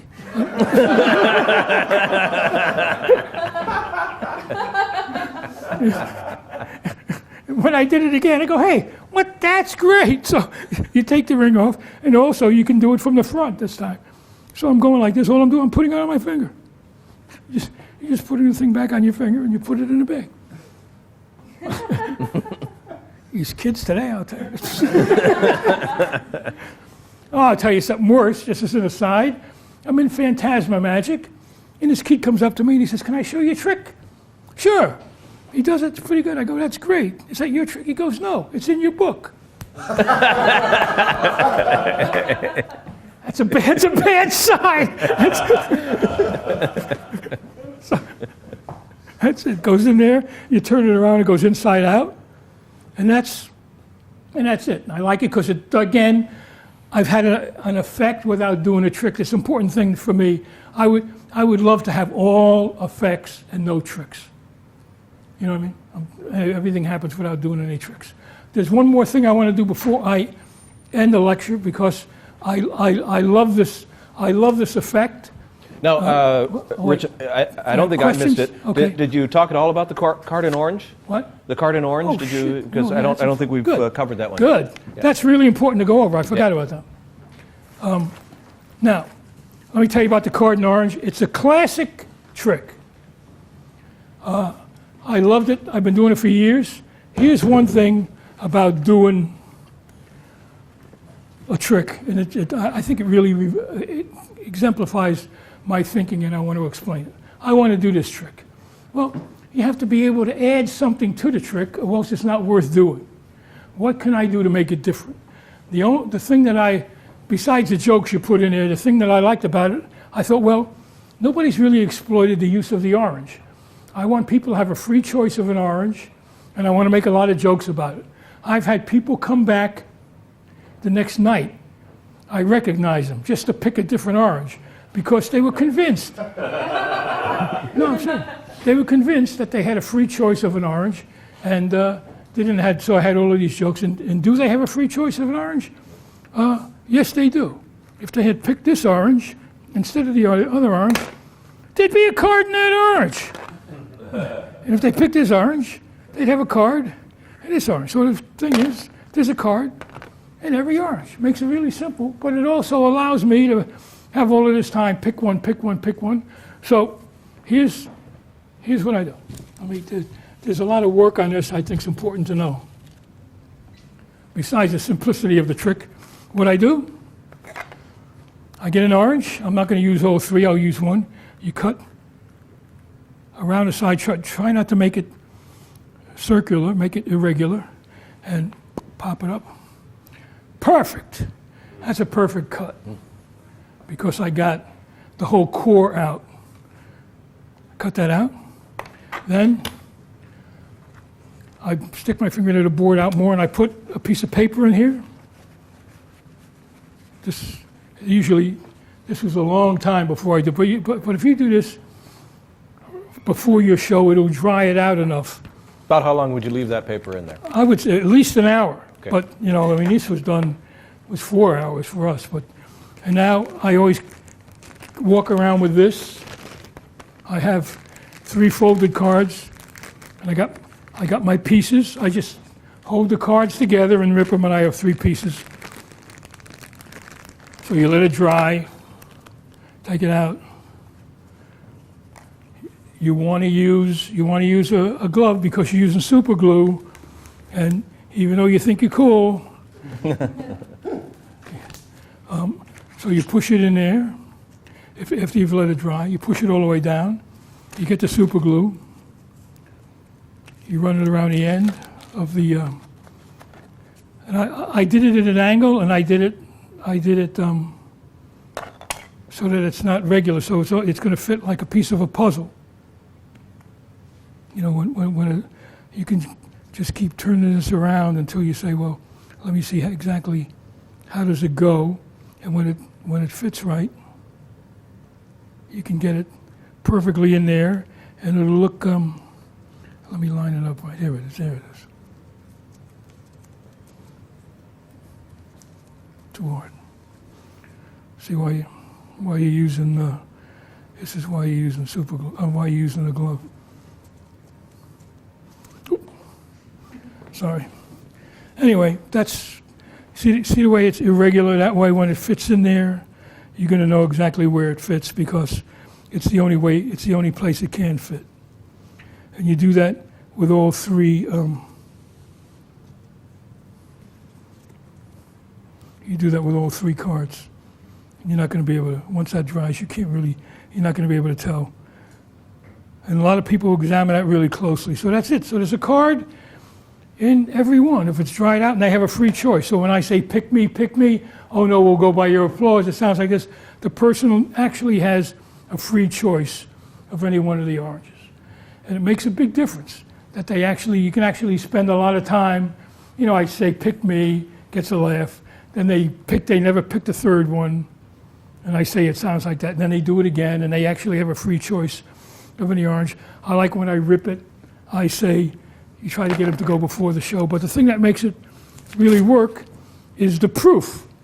This is I actually forgot my handkerchief, and they had to give me one. I usually use one a little smaller than this. This looks like you could hide an elephant in this thing. It's a special, got a special pocket. So, the piece, I have three cards, and I have three pieces. One piece goes in here. That's the duplicate piece that's going to fall. I always carry another piece in my pocket because one out of so many times, some person is going to, excuse me, I'm traffic trouble. Some person is going to be playing with their piece, and they're going to be nervous, and they're going to rip it up. They're going to be sitting there, and now you have no. And so what you do is you say, well, let me have that, and you act like you restore it. You have another one, just as a backup. It's going to happen. So when you take this out, and you're making a bag out of it, all the attention is on them ripping it up. You go like this. You make the pocket. I would like one a lot smaller. I just grab the piece and I put it on the outside. Now it's going to fall. Their pieces go in the pocket. You drop it. You make a big deal about it. Now, don't forget, this is the proof that you screwed up. So now when you show that that piece fits, you get a spontaneous reaction. It's proof that, you know, it's called the certainty principle. The certainty principle is, in light of unbelievable countervailing evidence, you still stick with your opinion. Screw you. I'm right and you're wrong. So, and that's sort of the way it works. This means you screwed up, and now when you show it fits, they sort of have to accept it's really simple. You're just switching that piece for the other piece, and you're using this thing to make it work. You're forcing the card. That's pretty simple. And then I'm putting the cards away. I have a lot of gags. This didn't work for some reason. I usually say, show them your card. Oop, see, I'm not getting it to work. Show them your card, and I make a big deal about trying to see with a mirror. You got a million little gags to go with it. It's basically a simple trick, but having a card in each orange where they have a perfectly free choice of an orange throws everybody off. Once they know that they can, sometimes people have said, no, I want to change my mind. No, I want to change my mind. Good. The more you do it, the better it is for me. It makes no difference. And the pieces look good enough, it's going to work. People have questions about this one? Yep, thanks, good. Okay, one more. All right?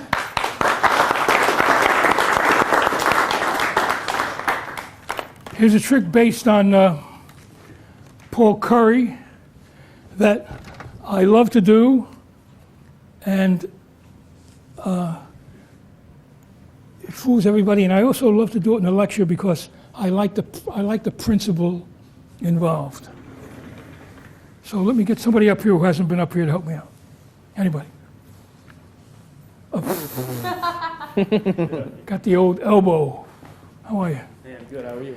Okay, I have two suits here, spades and hearts. What do you want to use? 2 spades. Spades? All right. Arrange those from ace to king. Ace to king. Okay. Well, we'll do it together here. All right. 1, 2, 3, 4, 5, 6, 7, 8, 9, 10. Jack, Queen, King. These cards are in order, right? From 1 to king, right? Please. Right. Now, if I put them down in order, 1, 2, 3, what's next? 4. The 4 is next, but if I put the 4 under the 5, we change the order. 6, 7, the 8 is next.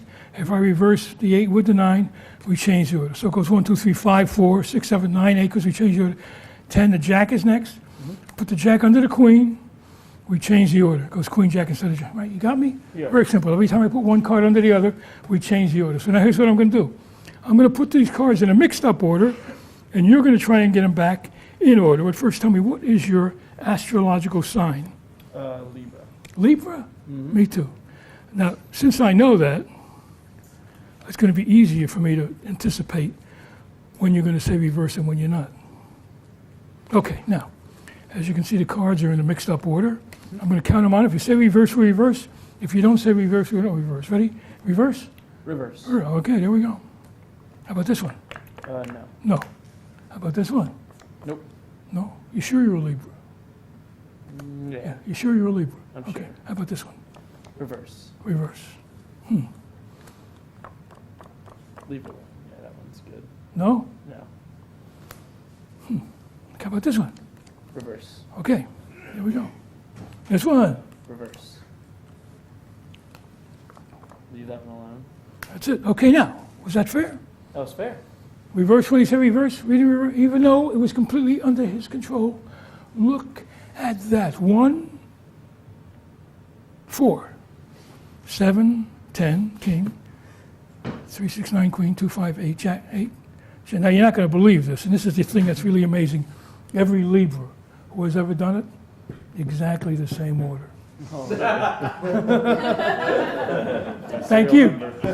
No, you see, I cheated. I stole your wallet there before, and I looked inside. I saw your date. I knew you were a Libra, so that's why before we started, I put these cards in exactly the same order. Look, 1, 4, 7, 10, king, 3, 6, 9, queen, 2, 5, 8, jack. Very nice.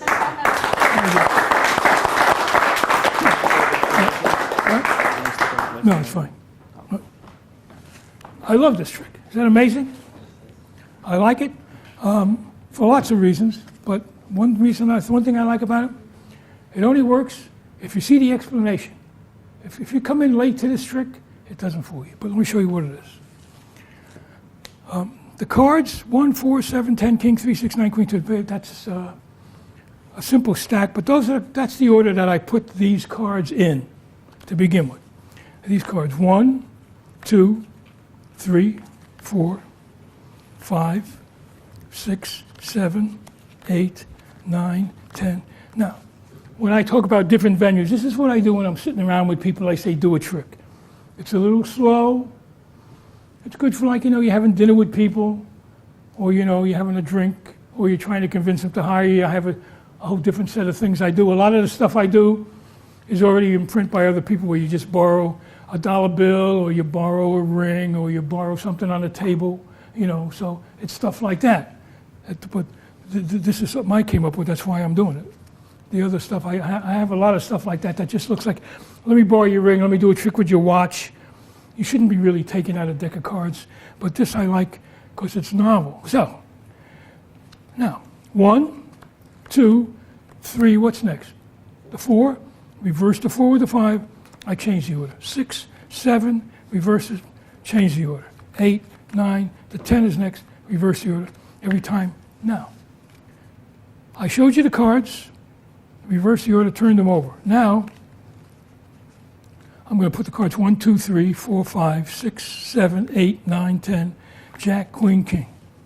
In fact, I'll do them this way. King, queen, jack, 10, 9, 8, 7, 6. Okay.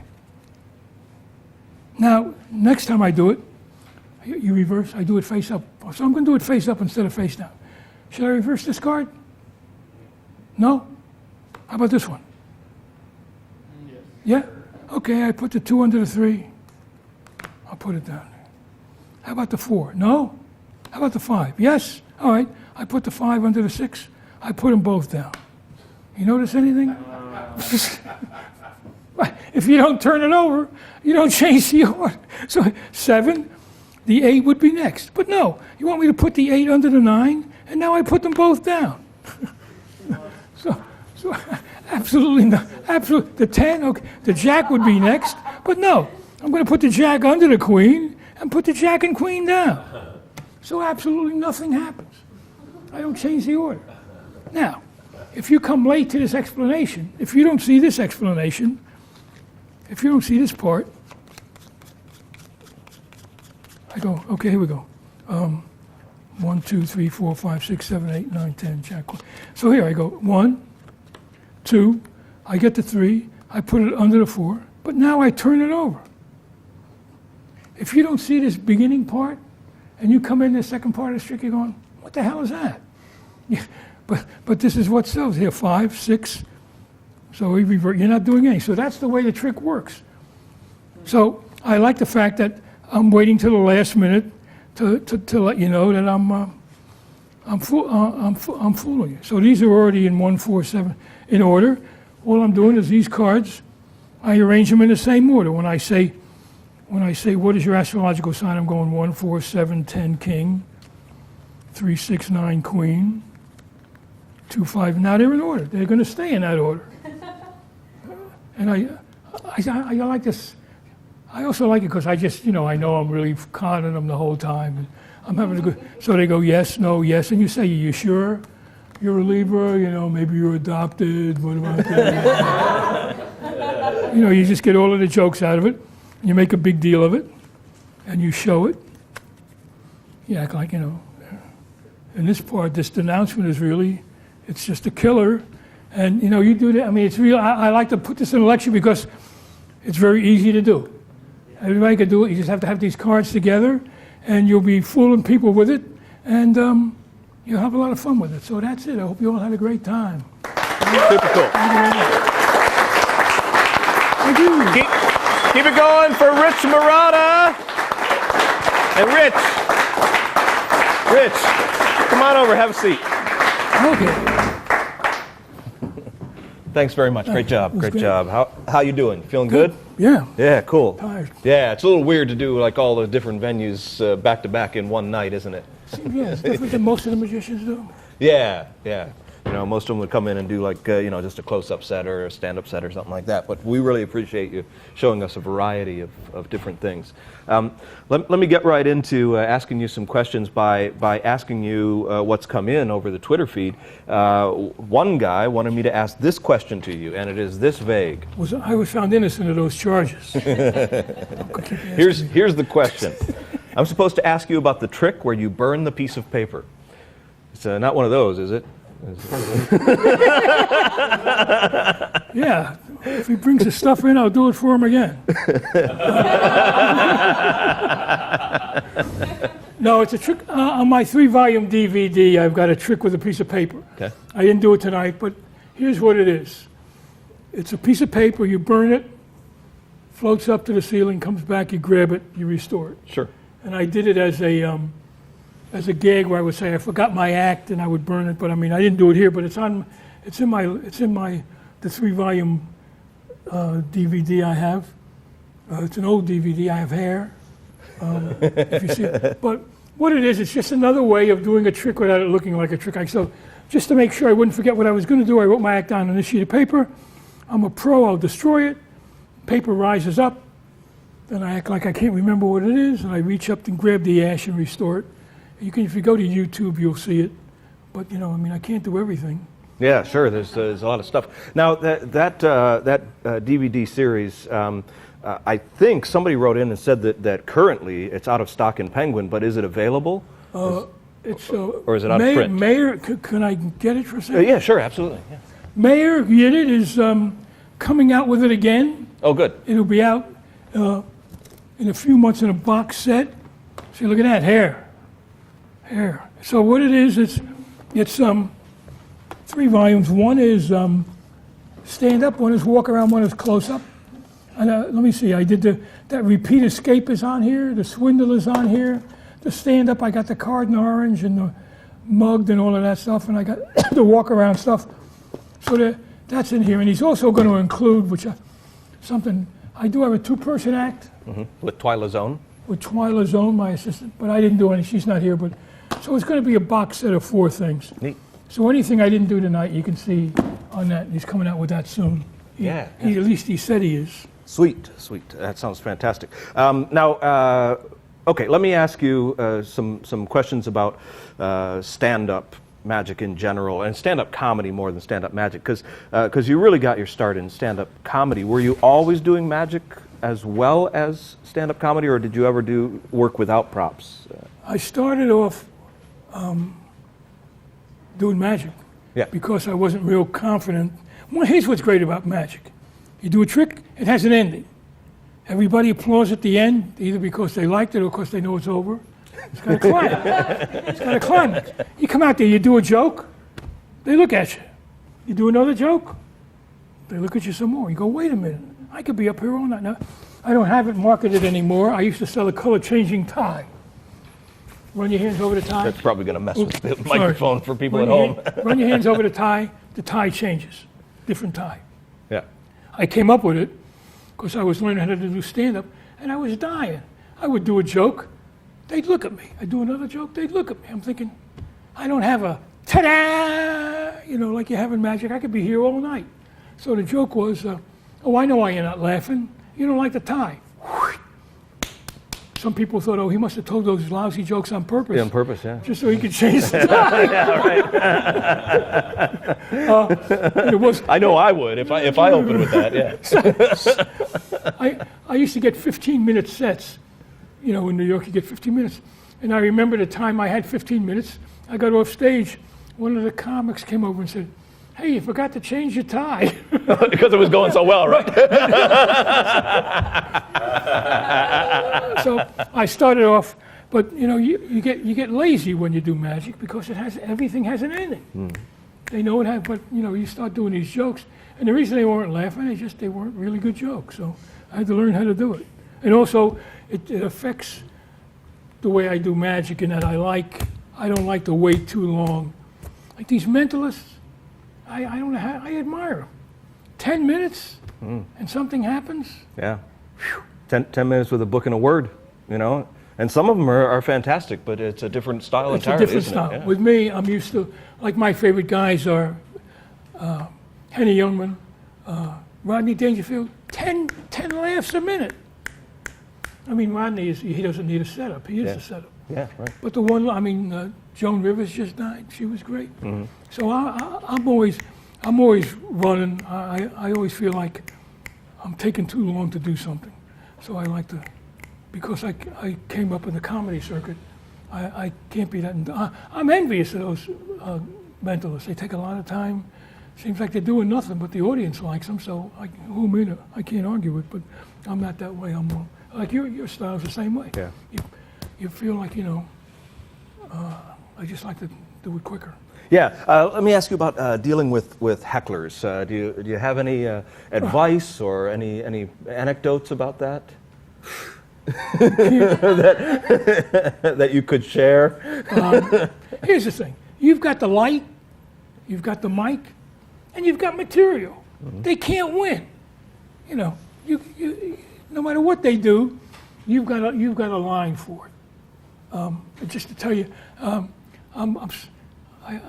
does this have to be completely clean? We like to kind of keep it PG-13, but we've had people go over the line. Okay.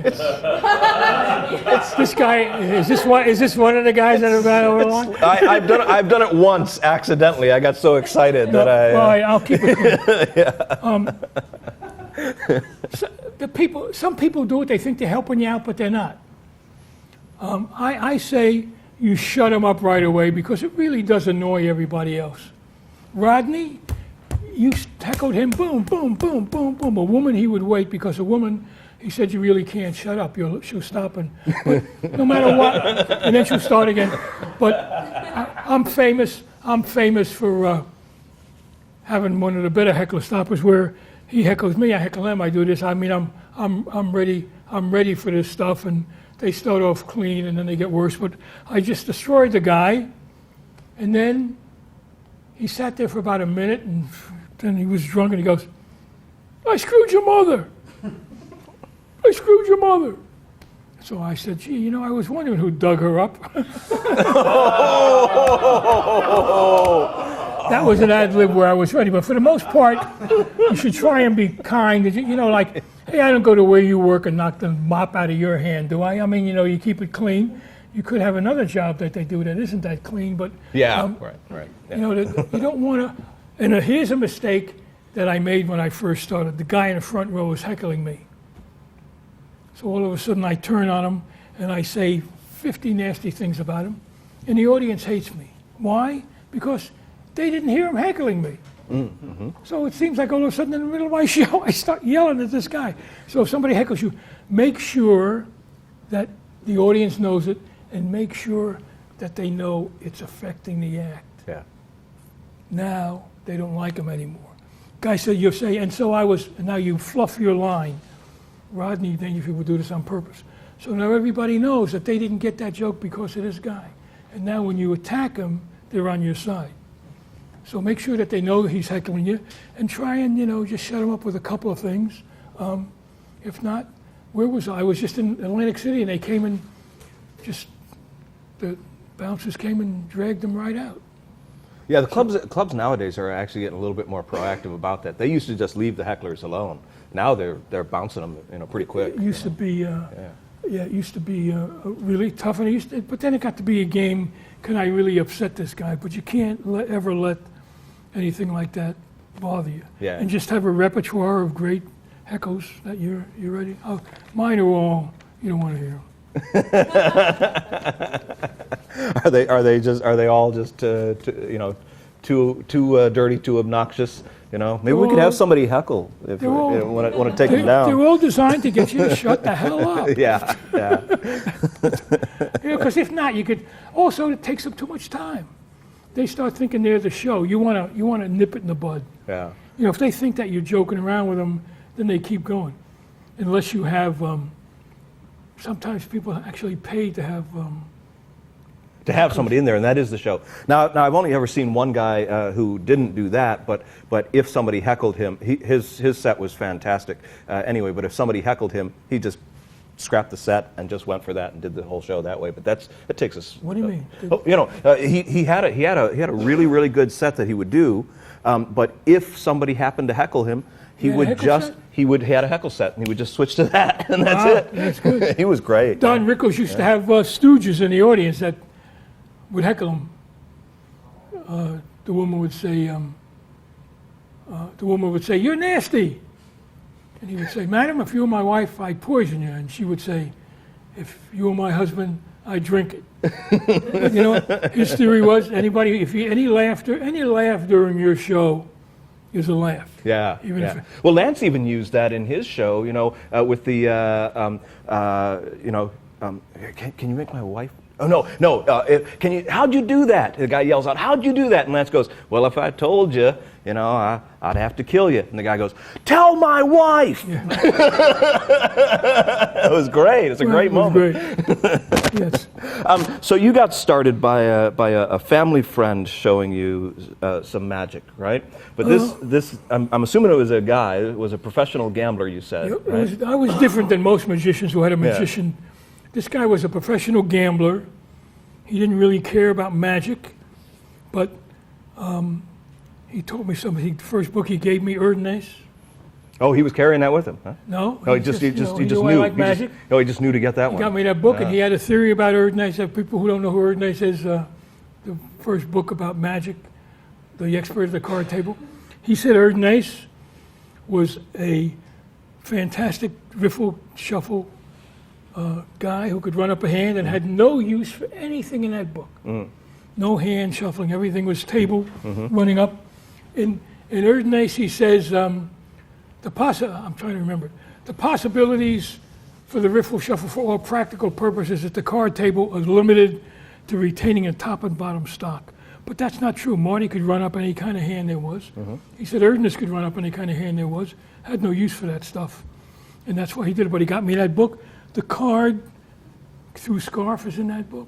I learned the diagonal palm shift. I learned everything. But what set me free with him, he came over to the house and he had a newspaper under his arm, and I was sitting at the kitchen table. I was 9.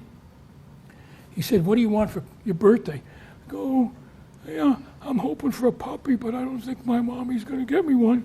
And he took the paper, put it on the table, made a little bag, pulled it away. And it was a puppy. Whoa. He was live. That was it for me. He was God. Yeah. Hell You know, yeah. when you're a kid, anybody who knows anything about magic, let's think about this. The guy sitting on the other end of the table, he's got a big newspaper, but at the time it was like, what the heck was that? And he got mad at me one day. He said I'd never make it because I didn't have enough larceny. Really? I said, hey, I got plenty of larceny.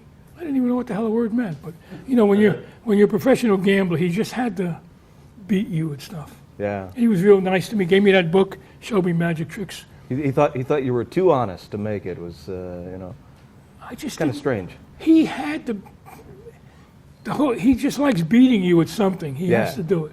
He'd come over for dinner, and he'd say, my mother's name was Gracie, I appreciate you having dinner.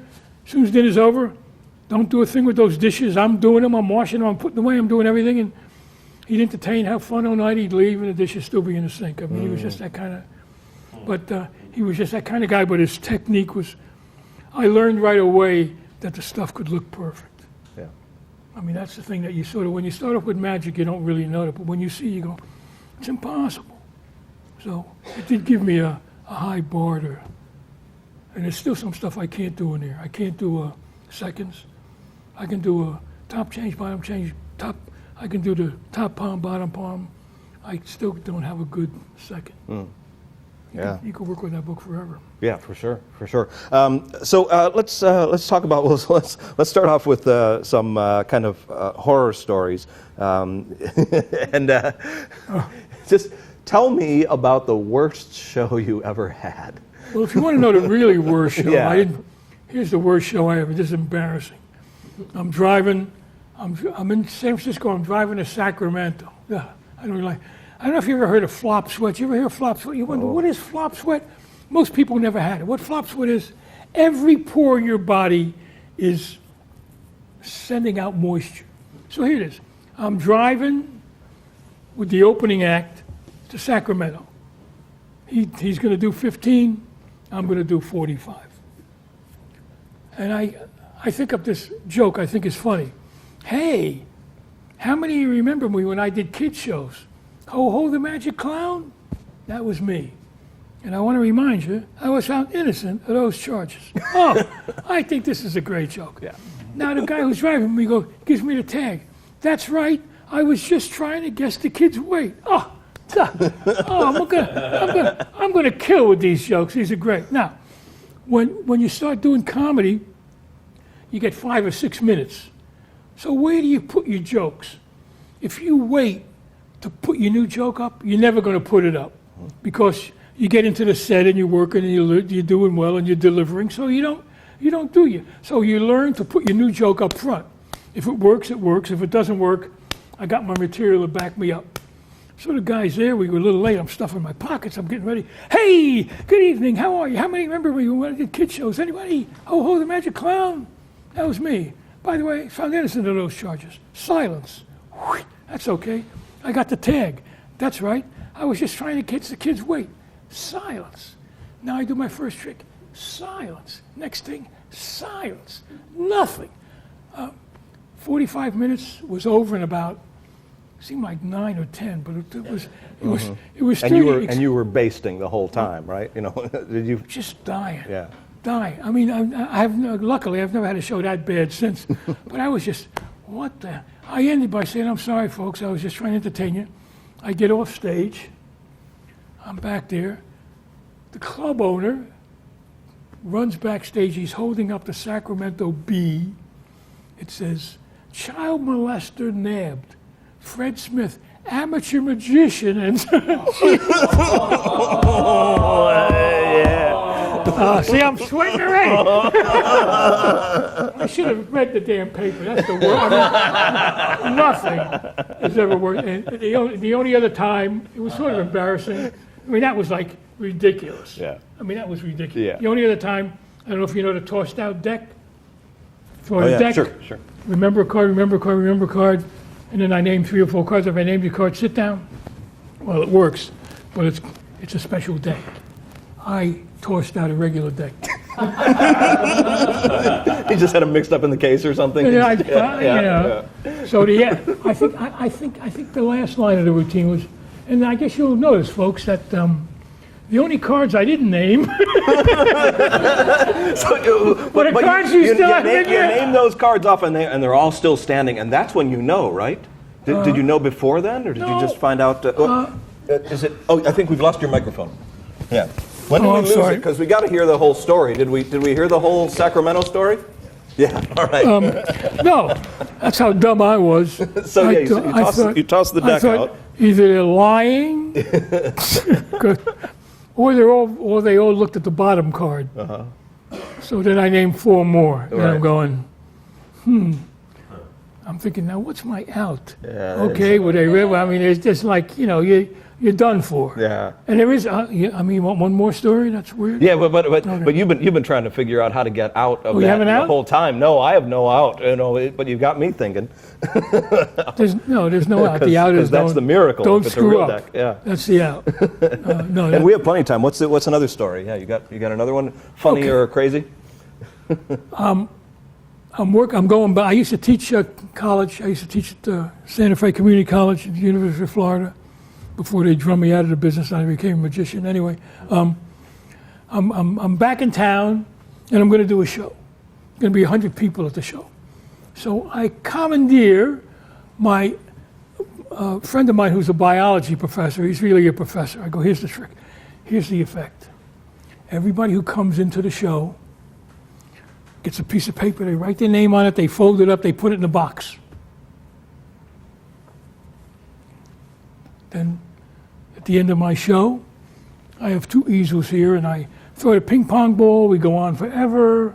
Somebody finally comes up, get the box, they bring the box up, they open up the box, they reach in the box, they take out a name, they read the name off, the person stands up, I say name a card, I name a color, name a number, name a city. They name a color, they name a number, they name a city. I write it down, I lift up the other easel, everything matches perfectly. So, how's it work? Great. The box is gimmicked. Mm-hmm. It's a false bottom. You come in, you drop your name in the top, but in the bottom, all the names are the same. And I have my friend, who's my professor, write his name 100 times, bitching the whole time. How many more times? How many more times? No, it's got to look good. And he folds up. But the thing is, you spend so much time picking the person at random to get the box that they never think about it. And they come up there and they lift the box up. It's got a false bottom, and they reach in there and they read the name up. So will you stand up, sir? What is your name? Bill Green. Do you work here? Yes, I'm a professor. So, that really looks good. Okay. So I tell him before, red, 1492, Paris. Okay. All this time, and we have 2 easels here, and I've written 3 things down, and okay, who did we get? Okay, what's his name? Where is he here? Oh, yes, so we stand up. Okay, we name a color? Purple. Purple. Okay. How about a number? 2577. Are you sure? 25? I'm going, I must have slept with his girlfriend. This is payback time. What the heck? I'm going. So that's it. I'm thinking, I could get one. Okay, name a city. London. London. Okay. So I'm thinking, well, at least it's not as bad as that show I had in Sacramento. At least everything. So I go, there we go. Okay, London. I go, so you named it. I'm thinking, what? I just figured, I thought this guy was my good buddy. We actually taught a class together once. And then I'm going, and I'm thinking, and I'm going. He goes, excuse me. I go, what? He goes, can I change my mind? I go, what? He goes, I want to change my mind. I go, he goes, I think you made me pick those somehow. You influenced me. I go, what? He goes, yeah. So then he goes, red, 14. It works out. So, thank you. I get a bigger wait. Yeah, it right. gets better. So now the show's over. He goes home. I'm actually staying at his house. I get there. I go, what the hell was that? He goes, oh, you know, I didn't realize till it was almost over that was the trick you were talking about. Talk about college professors being spacey. That was it.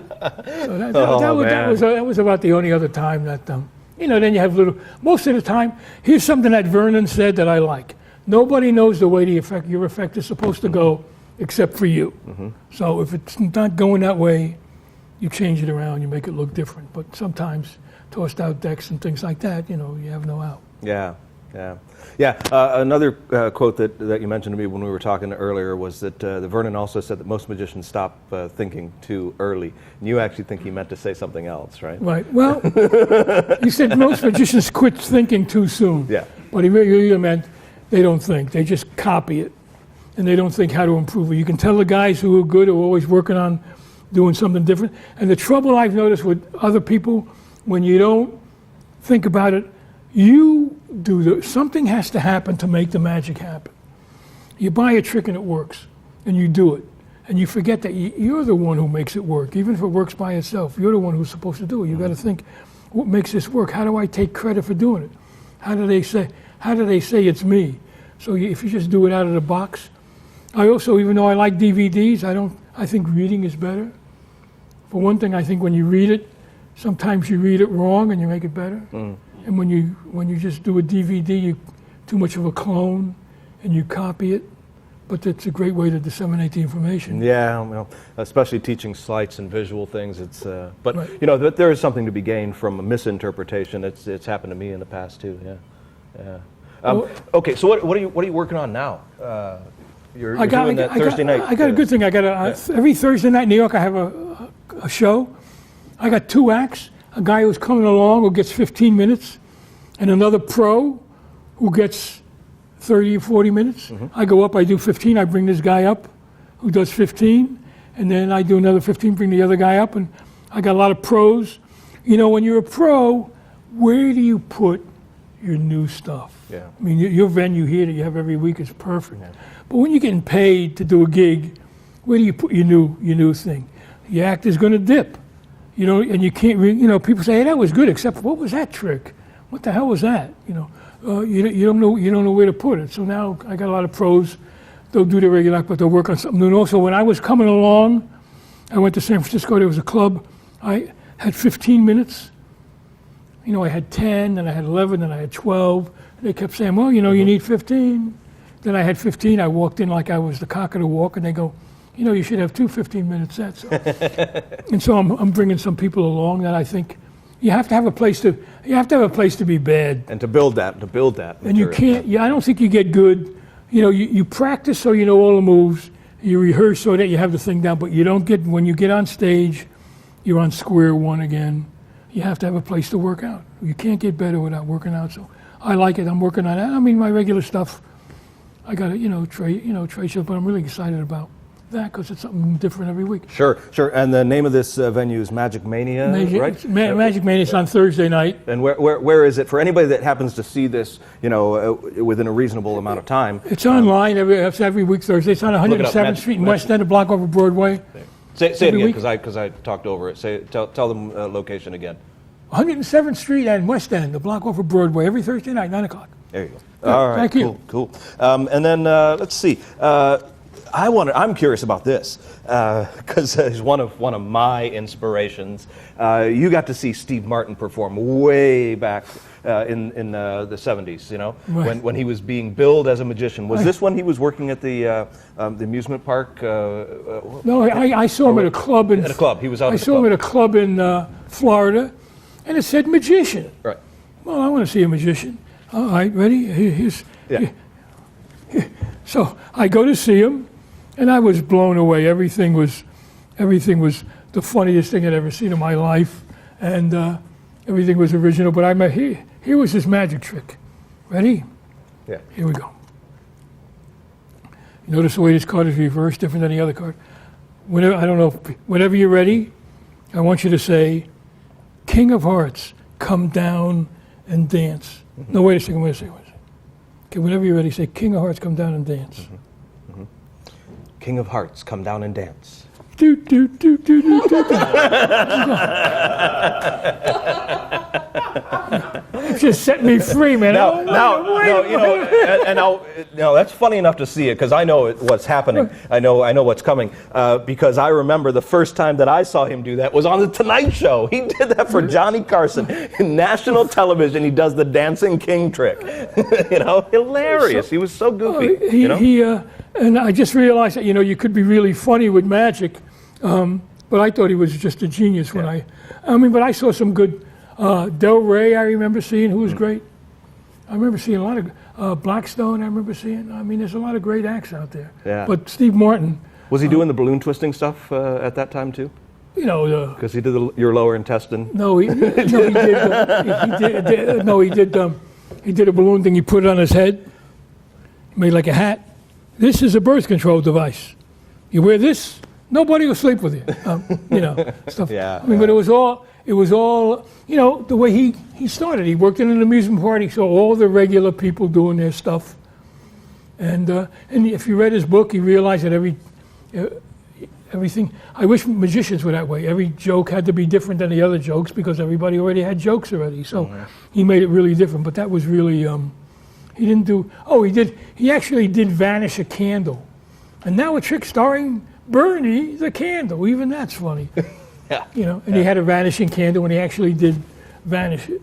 And I was sort of embarrassed that I got to meet him and I asked him about his magic tricks, which is really stupid because he wasn't really a magician. Yeah, he was playing it purely for comedy effect. But he did know how, he did have a pretty good small repertoire of stuff that he did well. Well, yeah, because he had started out, this might have been just after he was working, the amusement park, because he started out doing magic and then just found out that he was funny. Yeah. Okay, so besides doing the Thursday night thing, do you have any big plans? You going to release any other material? You got any things in the works now that you're? Yeah, I got a bunch of new stuff coming out, and the good thing is I get to work it out on stage here. It'll be a secret when it comes out. I don't make a big deal about it. I'm always coming up with stuff. I've got a drawer full of good stuff and a closet full of stuff that. Boy, what was I thinking? Yeah, it's like any creator, because I asked you about how many things you've come up with, and your response was, here's my heckler stopper. Yeah, all right. Here's a great idea. Guys heckle me and go, wait a second. I'm going to pull out a stick of dynamite, light it, throw it into the audience. Oh, boy, is this funny. So I got a piece of thing that looks like a stick of dynamite with a fuse. I'm going to reach in my pocket, pull it out, light it, That's it. Goes up my sleeve, but the fuse doesn't go out, So I got. So now you're on fire. Yeah. And you tried this. I tried it. Yeah. I tried a lot of stuff that doesn't. That it's like, what the heck was I thinking when I thought this? Yeah, and not even thinking that you'd have to travel with that, because that'd be impossible to fly with that gimmick. Well, that's why I don't do slush. The slush powder. Yeah. You know what the slush powder is? Yeah. Great trick. You pour water in it. Liquid. Yeah. The only trouble is you got to convince these people. No, it's not a pound of cocaine. No, that's over here. Come on, it's. So I've got now. I come up with stuff. Well, yeah, I got a bunch of stuff I'm working on, but I'll wait until. Well, your stuff. You're gonna have a million things come out before. We're not here to talk about me, but I can't wait to see all of the new stuff that's come out because everything that you have eventually released, you're very, very careful about making sure that it's the best that it can be and that people are getting a lot of great use out of it. I really appreciate you hanging out with us. It's been fantastic watching you perform and getting a chance to talk to you. Let's hear it once more for Rich Marotta. Thanks, Rick. Thank you. And thank you for supporting Live Magic. We'll see you next time.